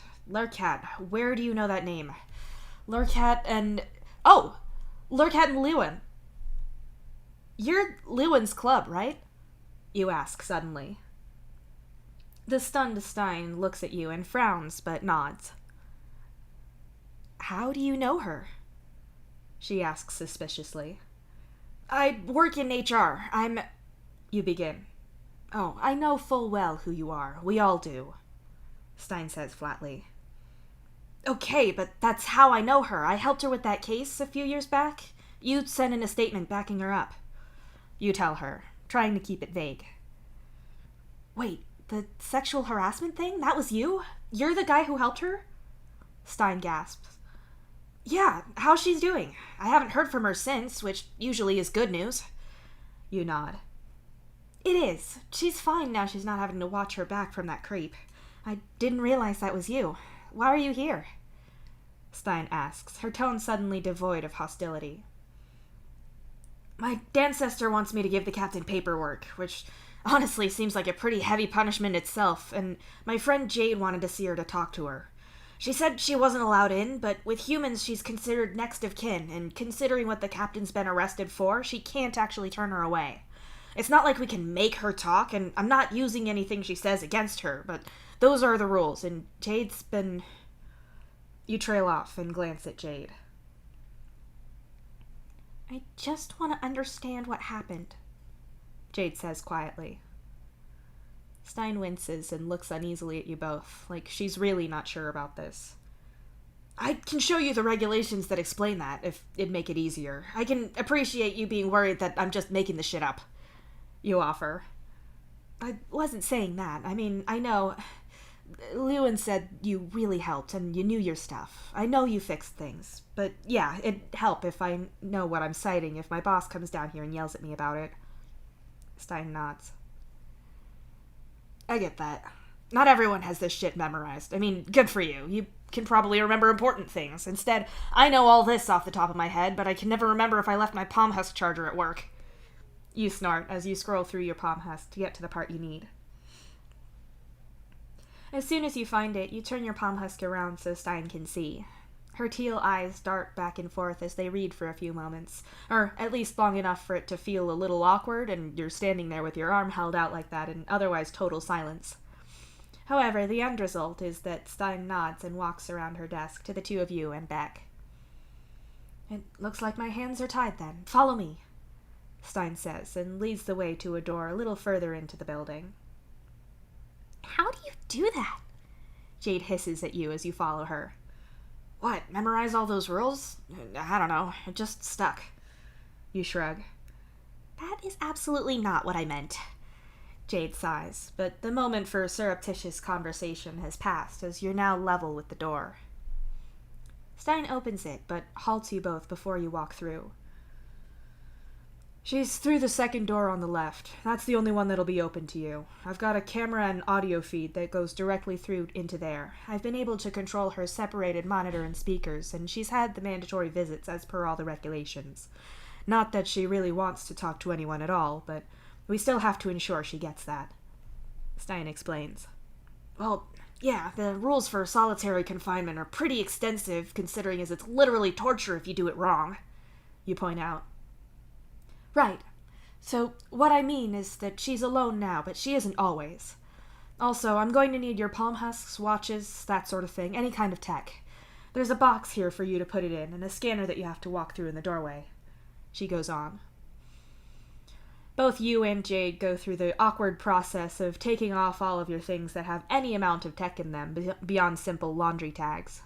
Unfortunately, that's more tech than you realize, and both of you have to do a little bit of the awkward, is it on this part of my body thing, where you wave part of you through the scanner and then remember that, oh yeah, there's some pointless junk with gimmicky tech in your pockets.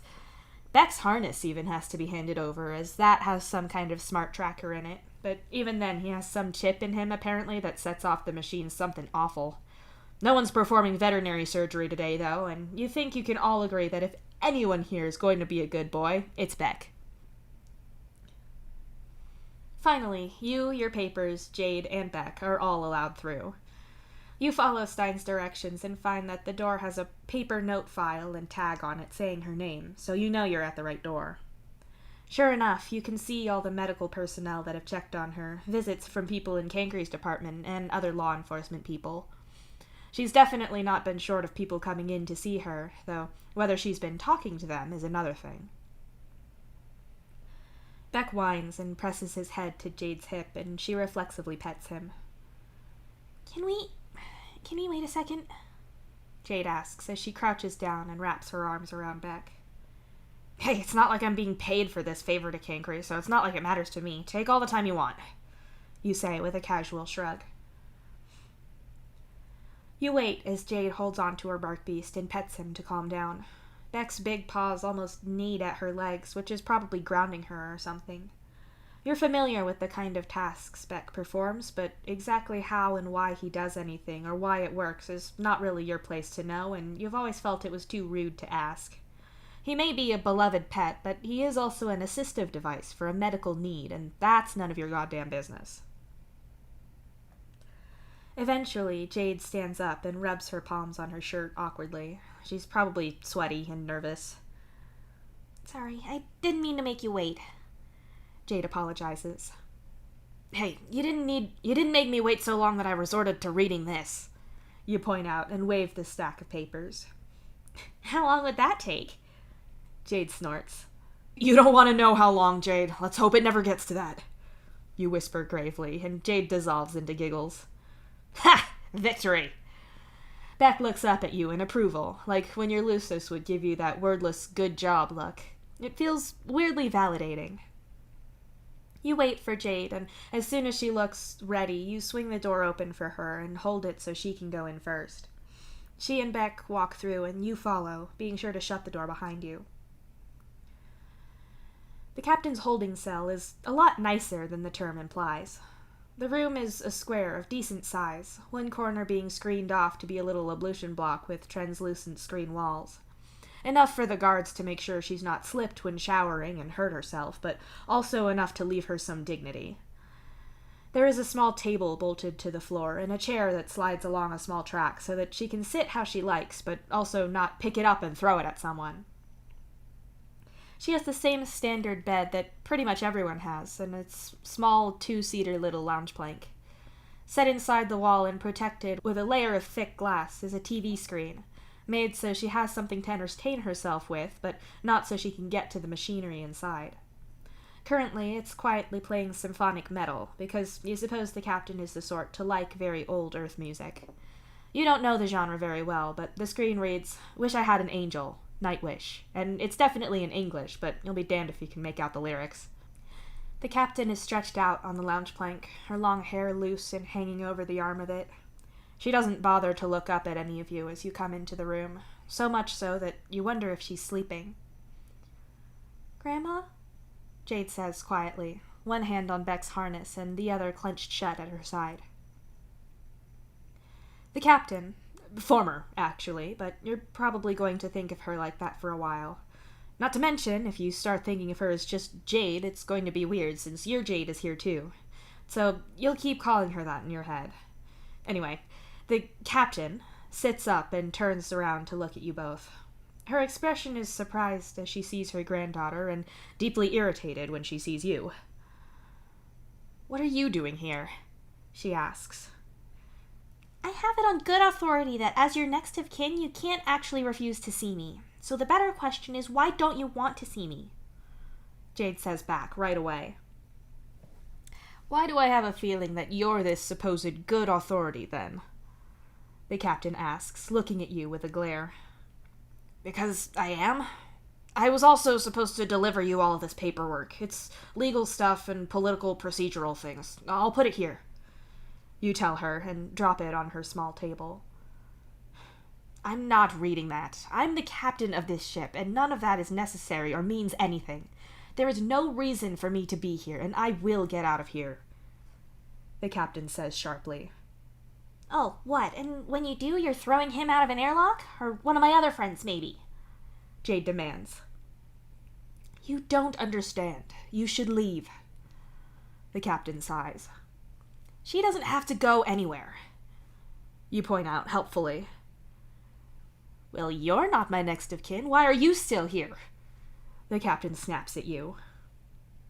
"Jade is entitled to a mediator for any dispute, especially this one that involves a power dynamic this big. I can also tell her what official policy is, like how she doesn't have to leave and how I'm staying here with her since she's entitled to support," you inform her with a smile. Saying "because fuck you is why" is shorter and pithier, but malicious compliance is so much more satisfying. The captain is glaring at you, and Jade is seething, staring right at her grandmother. "I don't understand, so I need you to explain it to me. How could you do any of this?" Jade asks her again. "Good. I don't want you to understand. If you don't, then it means I did my job right," the captain says, looking Jade in the eye as she speaks. "No, it doesn't! You being inscrutable doesn't mean shit! How do you justify any of this?" Jade demands angrily. "You have no right to speak to me that way," the captain snaps, getting to her feet. "You have no right to try to murder my friends, but here we are!" Jade shouts back. The captain is clearly pissed off, but to your surprise, you see her demeanor cool and relax slightly. She sighs and folds her arms. You haven't seen the things that I've seen, been through what I have been through, or known what I know. And that's good. I never wanted that for you, she says quietly. For a few moments, the music of long-dead artists plays through the cell, as everything and everyone else is still and silent. So many people didn't make it. So much was lost on Earth and Alternia. I know you have been on planets and known that they're gone forever after you've left, but it's never somewhere that was home to your entire species. It was never the place you were born. The void stole so much from us, things that we can never get back, and we're reduced to this. 2, soon to be 3, great species running scared like rats from this impossible enemy. Cut off from our heritage, our homes, the bones of our ancestors. Countless things we had yet to discover, robbed from us forever. Our own missing genetic link in our evolutionary tree. Undiscovered civilizations, animal species that we could never catalog to bring with us. I can't overstate how much we lost, the captain insists, her voice heavy with emotion. I know that. I mourn for everything we should have had, but that's why I try to study everything we passed so that we keep what we can. I don't do whatever you did, Jade says back. The Balancers. The captain begins again, and you catch how her gaze flickers to you for just a split second. They protect us. We back up as much on this ship as we can in the way of data and knowledge. We try to make sure our science and art isn't lost if we are. But you can't back up people and their lives. Protecting people is the most important thing. Yeah, it is. Like protecting Dave and Gamzee, who were children when you people got your claws in them. Children who needed protecting. And Aradia was a little older, but still a child. And I don't know about Fazzer, but even so, no matter how much you don't like him right now, Karkat is also a person who is my friend and doesn't deserve to be threatened and forced to do things against his will. They deserve protection, even if that's from you, Jade argues fiercely. I am responsible for everyone on this ship, Jade. I have to make tough decisions. If we meet with another ship and we can only trade for one of 2 needed resources, I have to make a decision on who takes priority. I don't like it, but it has to be done. The freedom of a few people doesn't outweigh the lives of all of us, them included, the captain says firmly. But you don't even... This isn't the same, Jade snaps at her. It is. Do you think that I don't care about them? I care about all of the Balancers we've had. It was tragic that Fazzer died. I try to look out for them as best as I can and give them as much leeway as I can, but I need them to protect us all, and it isn't something that they can just opt out of or that anyone else can choose to do. I didn't set this situation up. I'm just working with it as best as I can, the captain insists. No! Jade says tearfully. You're talking about this like you know all of this for certain, but you don't. The whole ship knows now, and you'll notice that we're not all dead, you point out. So far, and you're the one who made that reckless gamble for no reason. If people had started dying immediately, then you would have had to live with that, though who knows for how long, the captain accuses you. Sorry, but I wasn't taking the science of a monster at face value. Unscientific science that even that monster didn't stand behind, you counter. The captain shakes her head and sighs. Do you think I agree with Dr. Lalonde or her work? I don't. She's an unhinged lunatic who's obsessed with her work, if you can even call it that, she says in disgust. You took one of her test subjects. You were part of her experiments, you point out angrily. How could you do that? Jade asks as well, her tone sharp and hurt all at once. Do what? Take Silam in? The life I gave her here was a damn sight better than what she had with Lalonde. I tried so hard to help her, but Lalonde broke her too much. It was a tragedy. I went to her funeral, like I do for all of them, and I cried for her, Jade. I didn't get any choice in this, not a real one. Lalonde was the most important scientist studying the void, and she had a stranglehold on the entire committee overseeing it. Well, not her exactly, but someone had the whole committee and the people in charge fixated on her work. The captain hisses. You grew up with Vriska, troubled though she was. You were still friends for years. You know her typing quirk, and you know how with a lot of trolls their speech and their quirk bleed together. You know how the word fixated sounds when the speaker is reading it as fixated. A circuit? You say slowly. The captain nods unhappily. What, Vriska's ancestor or another Dancestor? Jade asks. Her ancestor, Mindfang. Mindfang, who at some point paled someone on my ship, resulting in her two descendants in what always felt like a plant to me. Some kind of long con, but I couldn't see what. Not until Matuna. The captain falters for a moment, her eyes shut behind her glasses until she steels herself to keep talking. I knew there had to be something, but I didn't know what, and despite what you clearly think of me, I wasn't about to kill two innocent children. Or innocent at the time, at least. The captain says, and shoots you a pointed look. What do you want, a medal? Congratulations for not tossing children into the vacuum of space. Good job! Or do you want me to message Solix so I can get Matuna's ghost down here so you can tell him personally? You shoot back. You're not rewarding her for meeting the very basic standards of not being a monster in this one instance. From the way the captain's body language changes into something wounded, you can tell full well that you hit a nerve. You'd fucking hope so, too, from how long her wife spent mourning Matuna and continuing to look for him. Tell me about Mindfang, Jade says, in an effort to get back to a point. It was always hard to prove anything with her, but she was plainly involved with Lalonde. That duck terrorist always walked around like she was bulletproof. Even the people on the committee and the politicians who were immune to Mindfang's sway were still blinded by her own confidence. The problem was that some of her work was good, and we couldn't afford to ignore anything about the void. Like it or not, a lot of the classifications for things we know about the void and how balancers change it are from her research. A lot of it should be ignored because I don't keep my balancers in small padded rooms and terrify them or psychologically rip them apart. Her work is unethical, but we don't have the luxury of ignoring it. This is the end of the universe, and we don't have time for proper procedures here. Mindfang made sure that Lalonde was the only person that research could come from. She had her claws in everything. Other humans suspected, and I talked to Redglare, got her to fully investigate Lalonde. Mindfang bolted, and her influence fell apart, enough that they could put her on trial. The captain says unhappily. But she kept working after that. They executed Bro instead. Jade points out. Yeah, well, Lalonde obviously has a lot in common with her benefactor. She got that idiot to take the fall for her, and the best Redglare could do after that was to get the kids out and lock Lalonde's work down.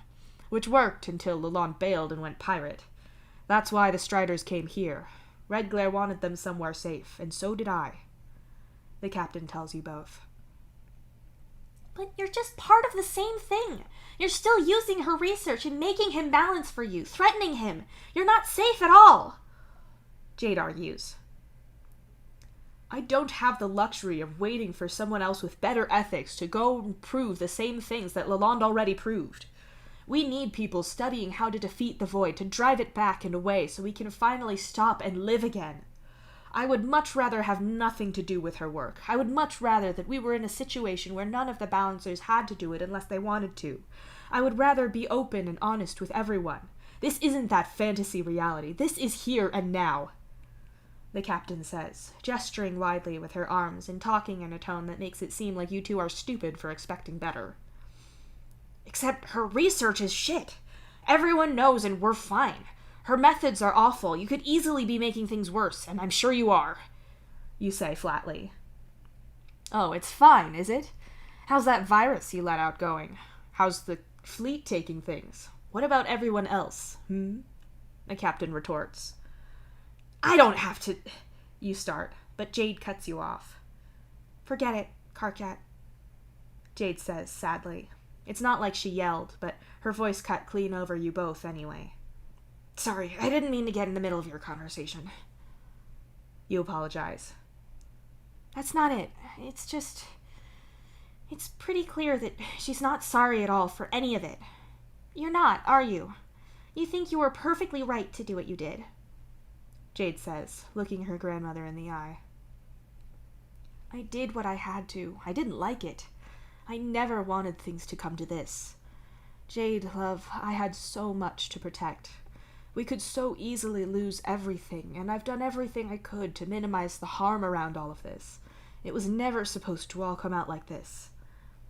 The captain tells her. Yeah, but you were fine with doing what you were doing. Do you know how many nights I slept with Dave and felt him shaking from a nightmare? From things his parents did to him that you've taken part in, that you benefited from? You say you brought him here to get them somewhere safe, but did you do it for that reason? Was that it? Or did you do it because Dave is powerful and he was ammunition against his mother, and with his family you had him in a position he could never refuse? You kept him silent so he could never, ever tell me what kind of trouble he was in. Do you know how much you fucked them all up? Do you care, or is it all fine because it's for the greater good? Jade asks her. I tried to look out for all of them. It wasn't like this all of the time, and they wanted to help. She insists. You bite the inside of your cheek and keep silent about that.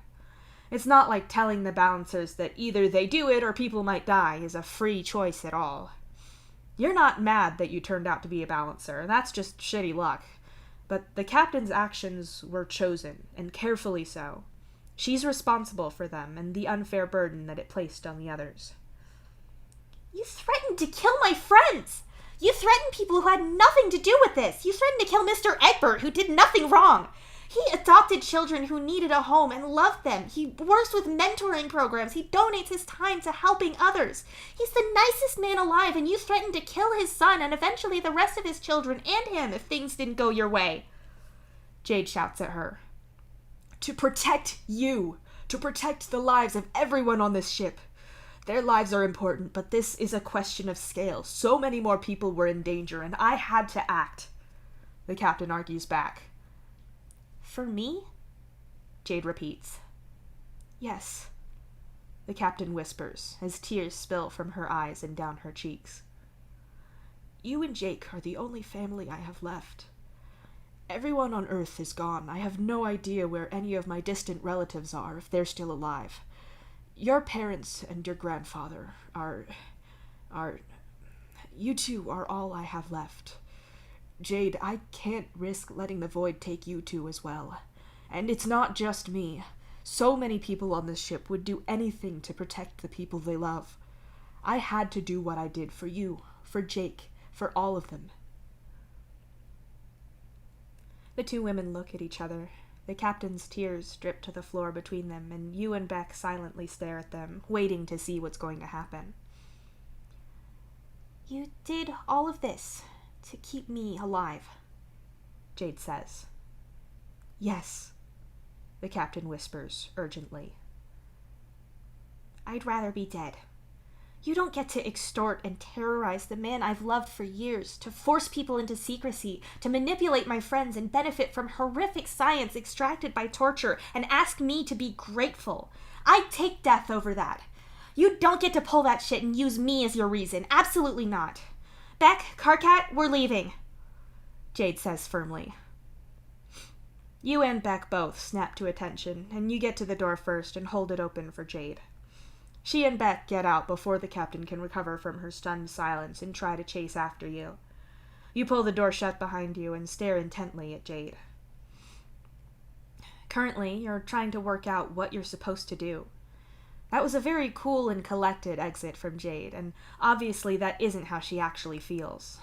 Well, she might sincerely feel the sentiment behind it, but she's certainly not as emotionally detached and steady as she made herself out to be. So, the question you're facing now is whether Jade is about to boil over in entirely righteous anger, cry from rage, frustration, or grief. She could be numb. That'd be entirely understandable here. The point is that All of those possibilities need you to behave a certain way in turn to be as supportive as you can. You're here for Jade, for whatever she needs. She arrested her grandmother to save all of you, which means that the very least you can do is to have her back emotionally. Funnily enough, you can see Beck looking up at her and running the canine version of the same calculation. If anything, his is likely better, since he's trained to sense distress, whereas you are also trained and can sense distress, but you mostly sense it in yourself by being distressed. Yeah, it's not as helpful. Let's go, Jade says quietly and starts walking again. Okay, yeah, you can do that. Now, apparently, is not the time for questions or concern. You are leaving now. You and Beck follow at Jade's heels as she walks out of the holding cell area. You collect your things with nothing more than the bare minimum of speech, both to each other and to Stein. Once outside the building, Jade takes a sharp turn and starts walking, but she doesn't seem to be paying much attention to where she's going. She's just going wherever it is at a quick, long-legged pace. Jade, do you want to talk about all of that? You ask her, a little breathlessly as you hurry to keep up with her. Jade stops so suddenly that you nearly run into the back of her. She turns to face you, and for a moment she seems lost for words. When she does speak, her voice is quiet. I don't understand, Jade whispers. Jade, you say quietly, your pump biscuit breaking for her. I can understand how the trauma of losing so much would make her phobic about that kind of threat, how it could make her act irrationally. I understand that maybe the situation with Dave's mother was more complicated than she made out, and there wasn't much she could do. I could even be generous and say that her intentions for taking the Striders in were entirely good. Maybe at the time she didn't know Dave was a balancer. I don't know, but I can give her the benefit of the doubt there. Jade starts. Sure, you say, more as a hypothetical, because you're not really giving the captain the benefit of a single goddamn thing right now, but you can at least entertain the concept. And if the pressure to keep things quiet came from this committee or politicians, people higher up in the chain than her, then I get that too. Obviously, it's completely fucking stupid. People knowing doesn't change anything, but losing contact with all the other ships is a lot like losing a whole planet, and if that's so painful, I can see how it'd be a personal recipe for making a terrible decision. She's in a position where she thinks she's saving everyone from some big disaster, something that's really reminiscent of what happened to her. I can see how she could get panicked and backed into a corner and make the threat she did. Fear is a horrible thing. Jade goes on. That doesn't make it right, you say, because you have to say it. No, of course not. What I'm saying is that I can see how in that terrified escalation of shit, you can get to that fucking awful moment and then you double down instead of backing off. I can see how that would happen, Jade says, shaking her head. Okay, you say slowly. I don't understand how she has that moment, how she gets arrested by her own family, how she loses Disciple and doesn't... Jade waves her hands helplessly. You prompt her. Okay, you and I have both said and done things in anger or out of fear before. Things we shouldn't have. Things that we did because whatever it was hit us deeply and we reacted badly, right? Jade tries. I know I have, yeah. I try not to think about it if I can help it. You sigh. Well, that's it, right? You experience something that frightens you or makes you angry, and you do or say something awful, but the moment that the feeling has faded and you're looking at what you've done, you feel horrified and ashamed for whatever you said and did, she says, and you nod. You know that feeling well. The cold light of rationality shining on the fuck-up you just caused, and the creeping mortification and guilt that come from it. But she doesn't think she was wrong. She wasn't saying that she'd been through what she had and she was under the outside pressures that she was under, and so she reacted badly in the heat of the moment. That she thought a hostage situation was the least harmful way to resolve the problem. Everyone in that room against a whole ship. She doesn't think she reacted wrongly, which means it wasn't a moment of madness or fear-fueled irrationality that she now regrets. Even if she defended some of her positions that led to it, but condemned her actions in that moment, I could understand it. Obviously not agree with it, but I could, Jade says. You could at least rationalize how and why it happened. You fill in for her. Right, but she doesn't think she was wrong. It wasn't just one moment of doing something unforgivably awful out of fear. She forced the Balancers to do all of this with no help, without being able to talk about it, and put them in danger. It doesn't matter if this was the first time she threatened their loved ones. If you're forcing people to do something for you and not giving them a choice, then it doesn't matter how nice you are about it. That's still enslaving people, Jade exclaims. I'm not going to argue with you there. From what the others have said, they always knew that this was on the table, that she might pull that on them even if she never had before. They all just accepted it. Even Aradia, who was obviously looking for a way to break that secrecy, seems to accept that this is how it is, you know? You say unhappily. Yeah, I've noticed that too. You expect that kind of cynicism from Dave and Gamzee, given the things they've been through, but Aradia? Jade sighs and moves to lean against the wall of the building next to you both. Yeah, I don't know enough about how any of this balancer stuff works yet to be able to point out a solution. I think if it was obvious, then one of the others would have done it already. But that doesn't mean there isn't an answer. We used to run all of our ships off of psionics, which was horrible and awful. But we were running from the void even then, and humans still managed to give trolls the push to change that. We didn't get to where we are now by standing around going, that's just the way it is, and obviously it's sad, but the ship has to move or everyone on it will die. There's got to be another answer that doesn't involve things being how they are. People knowing about this is better, but it's not fixed at all yet. You agree? Right. There's no curiosity in trying to see how this works to fix it and save people. She wasn't researching any of that herself. She wasn't doing anything to help them. Like you said, it's not like she gets a fucking medal for not actively torturing them herself. I don't understand that, and it doesn't match up with the person I thought I knew, she says emphatically. Right. I understand how when we first got to space, people found out about balancing, and that put pressure on balancers, and that's unfair. But you have to go somewhere from there. You can't just say that you're done at that point, and it absolutely doesn't justify going out the other way and doing the shit Dave's parents did. You nod.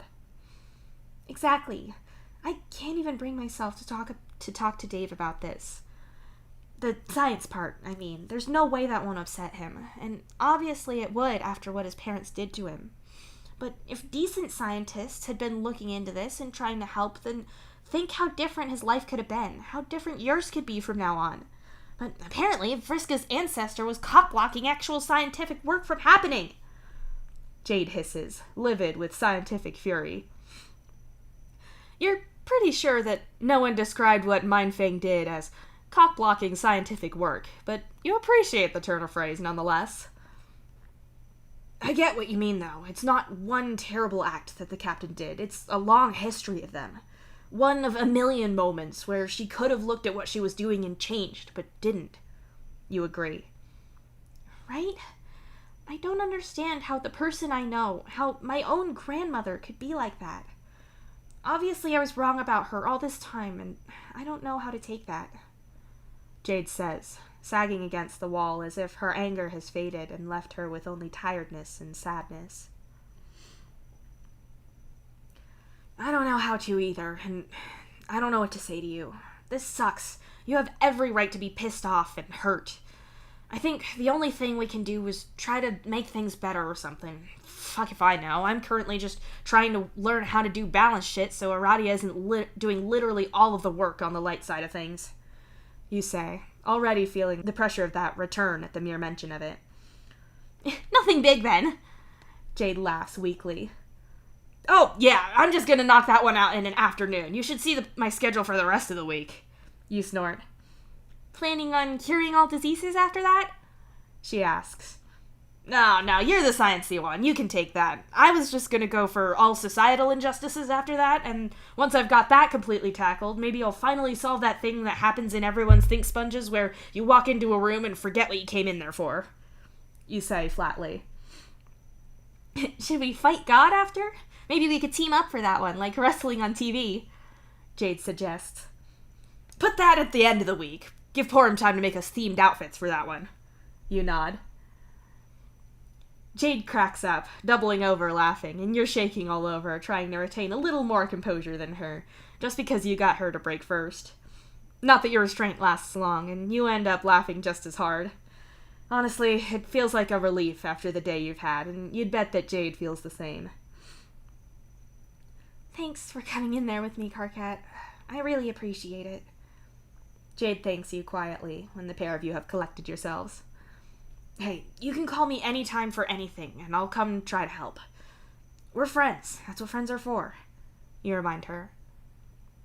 Jade raises an eyebrow at you and grins widely. Oh, anything? She asks. Yeah, I don't promise to be actually good or helpful at it. You can call me in to offer medical assistance if you want, but I'd suggest a doctorist instead of me, but it's your call. You tell her.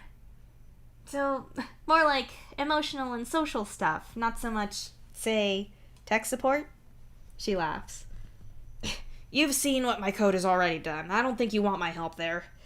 Honestly, I think I'm one more technological mistake away from Solix confiscating all of my technology and leaving me with nothing but 2 tin cans and a piece of string to talk to people with.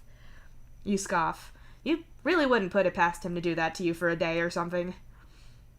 I'll keep that in mind. Still, thanks. I think I'm gonna go do something mindless for a few hours, just so my brain can process all of this. Maybe just sit and do whatever on my base. Jade says thoughtfully. Smart. I think I might go back to Cancrease and try to get some sleep, seeing as how I didn't sleep last night and I have to do the whole being around people thing this evening, apparently. You sigh. Not that you're not looking forward to that, but you are still really tired. Jade makes the bold decision that you both had made the best decisions for your imminent future selves, and you should both go and get on that ASAP. She gives you a hug that is, as ever, incredibly strong and lifts you off the floor a bit. You try to pet Beck to say goodbye, and he licks between your fingers, which will definitely make you feel gross until you get back to Cancrease and wash your hands. Once you are free from canine saliva, you curl back up on the lounge plank and doze for a while.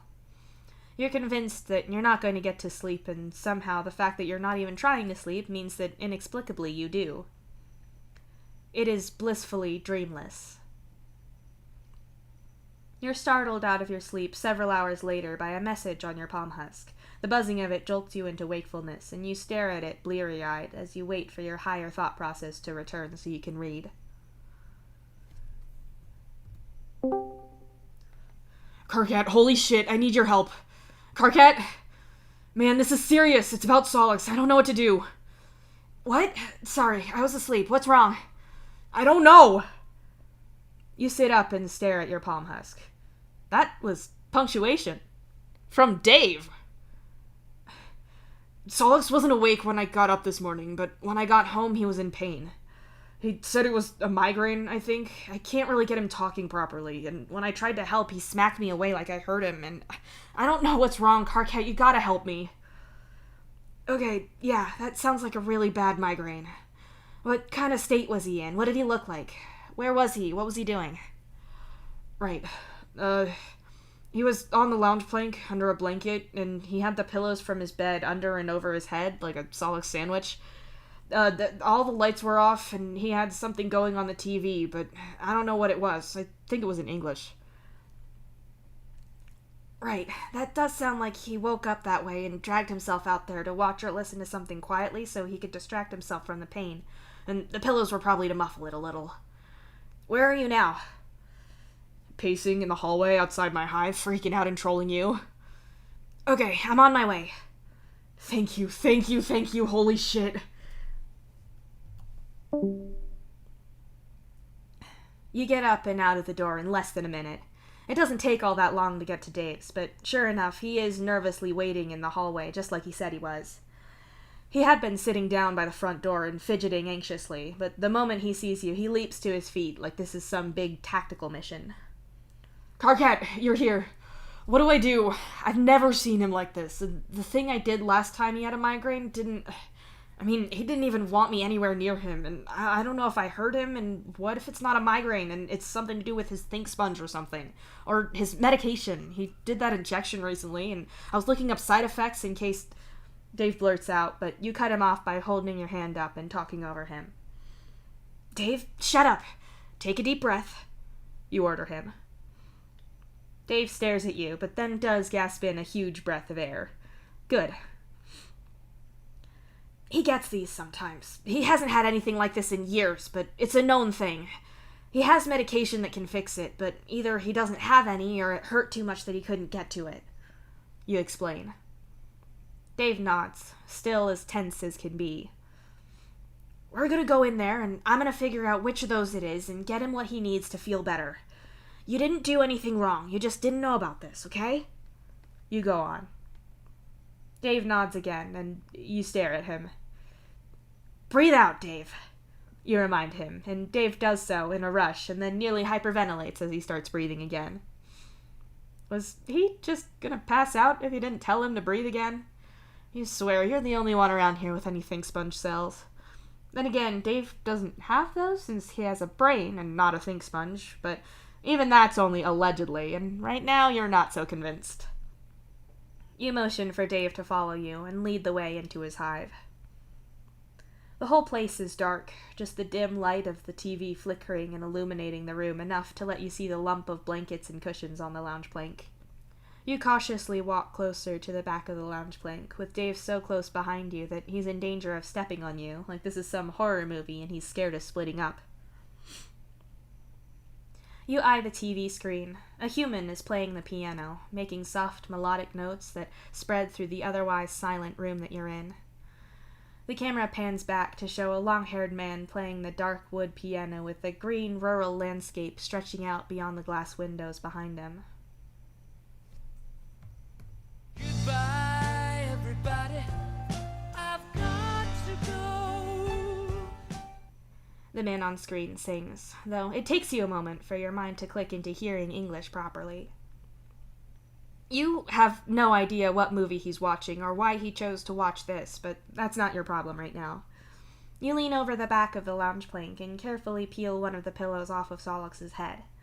A threatening growl starts to build up, a genuine one, too, not him just deliberately overacting his irritation to get you to get lost.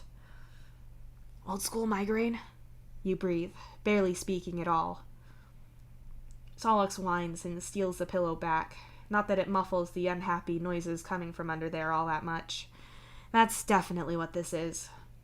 You look around at Dave, who is very obviously freaking out in total silence. You motion for him to follow you and silently creep into Solix's respite block.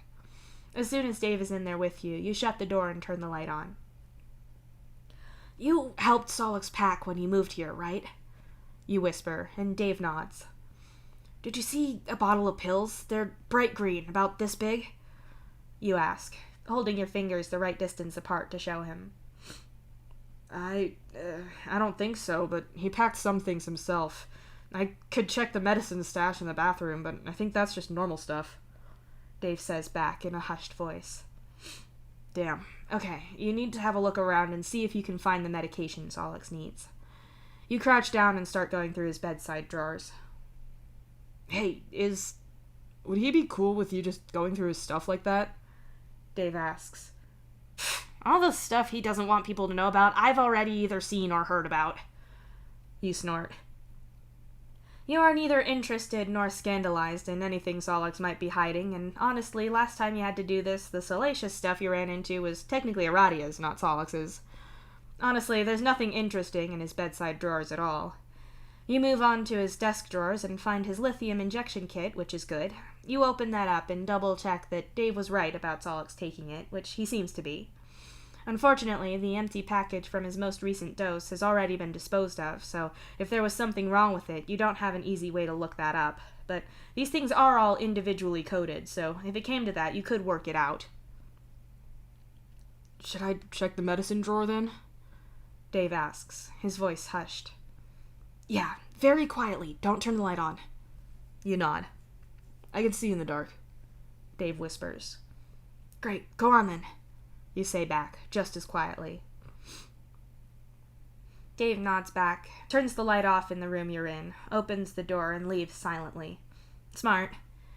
You shut the door after him and switch the light back on so you can see. You try to think where Solix would keep his medication if he still had it. You're starting to suspect it just expired and he threw it away, since it seemed like he'd grown out of these kind of migraines. You quickly sweep over his shelves with your hand and rummage through the bottom of his underwear drawer, but that really was the last hope. You flick the light off and let yourself out. Dave is over by the front door, and there's just enough light from the movie on screen for you to see him shake his head. You sneak across the hive and open the front door, dragging Dave out with you and shutting the door again. Okay, he's out of the medication he needs. We need to go get some. You explain to Dave. I have painkillers, Dave points out. These are more than that.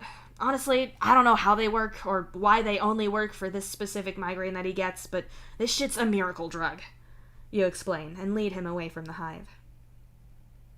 He didn't tell me anything about that when he had a balance-induced migraine on Somnos.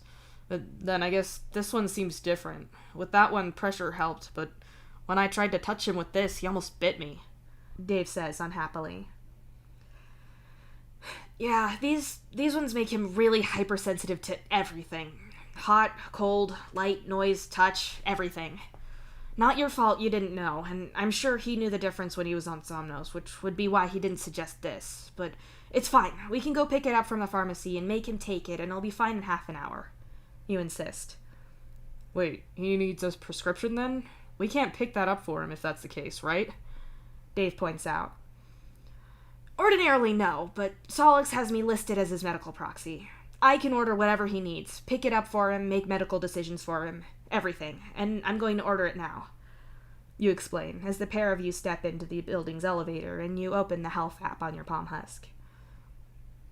Really? But you're not... I figured if anyone had that for him, it'd be Aradia, he says in surprise. Nope, it's always been me. I've been with Solix through all of his medical shit, and it wouldn't be any use if he was out of action and needed someone to help him, and Aradia was the person with that power, but she was off on a mission. It was safer if it was me. He's mine, if that helps. You explain, as you open up Solix's profile. Huh, okay. I mean, I'm not complaining if it helps now, Dave says slowly. You look up from your palm husk to him and note the way he's looking at you. If you're gonna think about what Gamzee and Aradia felt about that as loudly as that, you might as well say it out loud. You tell him flatly, and from the "oh shit" expression that flits over Dave's face, you know that's exactly what he was thinking. I wasn't trying to call you out on that. Your reasons make sense, and obviously Solix is more likely than most people to be out of commission and need someone to advocate him than most people, or need someone to bring him medication in a situation like this. And there's a whole practical side to it for sure, especially with the sailor thing and us being unreliably around. I get it. If it was Aradia and she was off somewhere with me on some planet doing weird science to rocks, then he'd be shit out of luck. That makes sense, and that's totally cool that he trusts you like that and you trust him. Super cool and practical and also relevant and helpful to this present situation, Dave says in one long stream. You see a conversational fork ahead of you as you look at Dave, who is standing there clearly nervously rambling like it's nothing, but also very plainly tensely holding a deliberately casual pose. It's very, "What? I'm totally calm. Why do you ask?" You could point out that he's human and you and Solix aren't. That your Lucis wasn't really making decisions for you as a minor, and as soon as you and Solix got old enough to nominate someone, Gamzee was already off getting sailor training done, and Aradia didn't really get all of Solix's stuff so well, and she had plans to be a sailor too at that point. So obviously you chose each other. But Dave has his dad, and he was dating Jade until recently, so one of them was likely his proxy. Not to mention that he probably signed some stuff giving his commanding officer the authority to make a call if Dave was unable to. You could say that, and you're probably right about his dad, at least. When Dave was a minor, Mr. Egbert would have been able to pick up medication for Dave and to make a call on his medical procedures. Parents and guardians automatically have that. But Dave isn't a minor anymore, and he obviously has very understandable problems with medical procedures and consent. You're not going to get any new information down this line of conversation, and you're most likely going to make Dave feel really on edge. So you're not doing that. You take the other option. Right, you say calmly, as if you're unaware of Dave's badly hidden discomfort. It's fine, though. He's had this before, and looking at this, he hasn't picked this stuff up for years. But see, it's set up as an open thing in case something like this happens. Right now, it just hurts him too bad to think straight, but he'll be fine. Dave looks at the screen on your palm husk for a moment, reading over the details of the prescription. The door to the elevator opens, and you both leave. He knows about this, then? He's okay with it? He didn't stop taking it for a reason? Dave asks you. Oh, no, it's not something he's supposed to take all the time that he doesn't like taking. It's literally something you take in response to something. He didn't stop picking it up because he doesn't want to take it. He just hadn't needed it. Like cough medicine. If you don't have a cough, you throw that stuff out because you only keep it for so long when it's opened. You not having any in the hive doesn't mean you refuse to take it. You try to explain. It's that you didn't need it until suddenly you do, right? Dave nods. Exactly. Besides, Solix still has his psionics like this, and speaking as someone who has tried to force Solix to do things he doesn't want to, you can't. He's been depressed as shit before, and I've tried to make him have a shower, and there is absolutely no way to make him. He'd just fly out of my reach or psionically stick me to the ground. You sigh, remembering him doing precisely that to you before. Dave nods slowly and falls silent. You let him think it all over and leave him the space to process all of that. He didn't tell me about any of this, Dave says, about 5 minutes later. I'm pretty sure he'd thought he'd grown out of this. People do that sometimes. Besides, I'm pretty sure you two have had other things on your mind lately. You remind him. Yeah, something tells you that given the choice between sinking his teeth into Dave's skin to give him that pretty spectacular mark on his neck, or discussing his past history with migraines and what medication he used to take for it, you could guess what Solix went with. You entirely understand. I feel a little shitty about this, Dave admits, as you both take the bridge over towards the pharmacy. What do you mean? You ask. I mean that I know you two have feelings for each other, and I know you've talked about it, that now I'm dating him, and I'm immediately running to you for help that's probably leading into pale for you. Like, I've got in the way of you being with him, but I'd really like to keep all the ways that you being involved with him benefits me. That seems pretty scummy of me, Dave points out. You consider that for a moment and step through the doors to the pharmacy. You hit the button on your palm husk to say that you're here, and you get a countdown on your screen showing how long until Solix's medication will be dispensed. Counterpoint, isn't it pretty shitty of me to waltz into this brand new relationship that you have and act like me and my experience and authority are the thing he needs? Couldn't this come off as some kind of power play? Like, oh, you have feelings for him? Well, look at this. You can't do that. You say, fake sneering with contempt that you don't feel but could easily be accused of, given how this has gone. I don't think that. Dave frowns. And I don't think you're rubbing your relationship in my face or just using me, and I don't think you're incompetent for not magically knowing about this. You tell him. Dave drags in a deep breath and lets it out in a tense sigh that escapes between gritted teeth. He has his hands laced behind his neck, his eyes squeezed shut and his eyebrows drawn together with tension. When he's out of breath, he seems to force himself to relax and look at you again. Thanks for all of this, Dave says softly. You're my friend, and so is he. It's all part of that human disease known as friendship, you say with a bright smile. Dave bursts out into surprised laughter, clearly not expecting that very vintage joke from the really early days of you knowing him. You can't even remember where it started. Some dumb in-joke between you guys and June, no doubt, but it's one that's stuck around.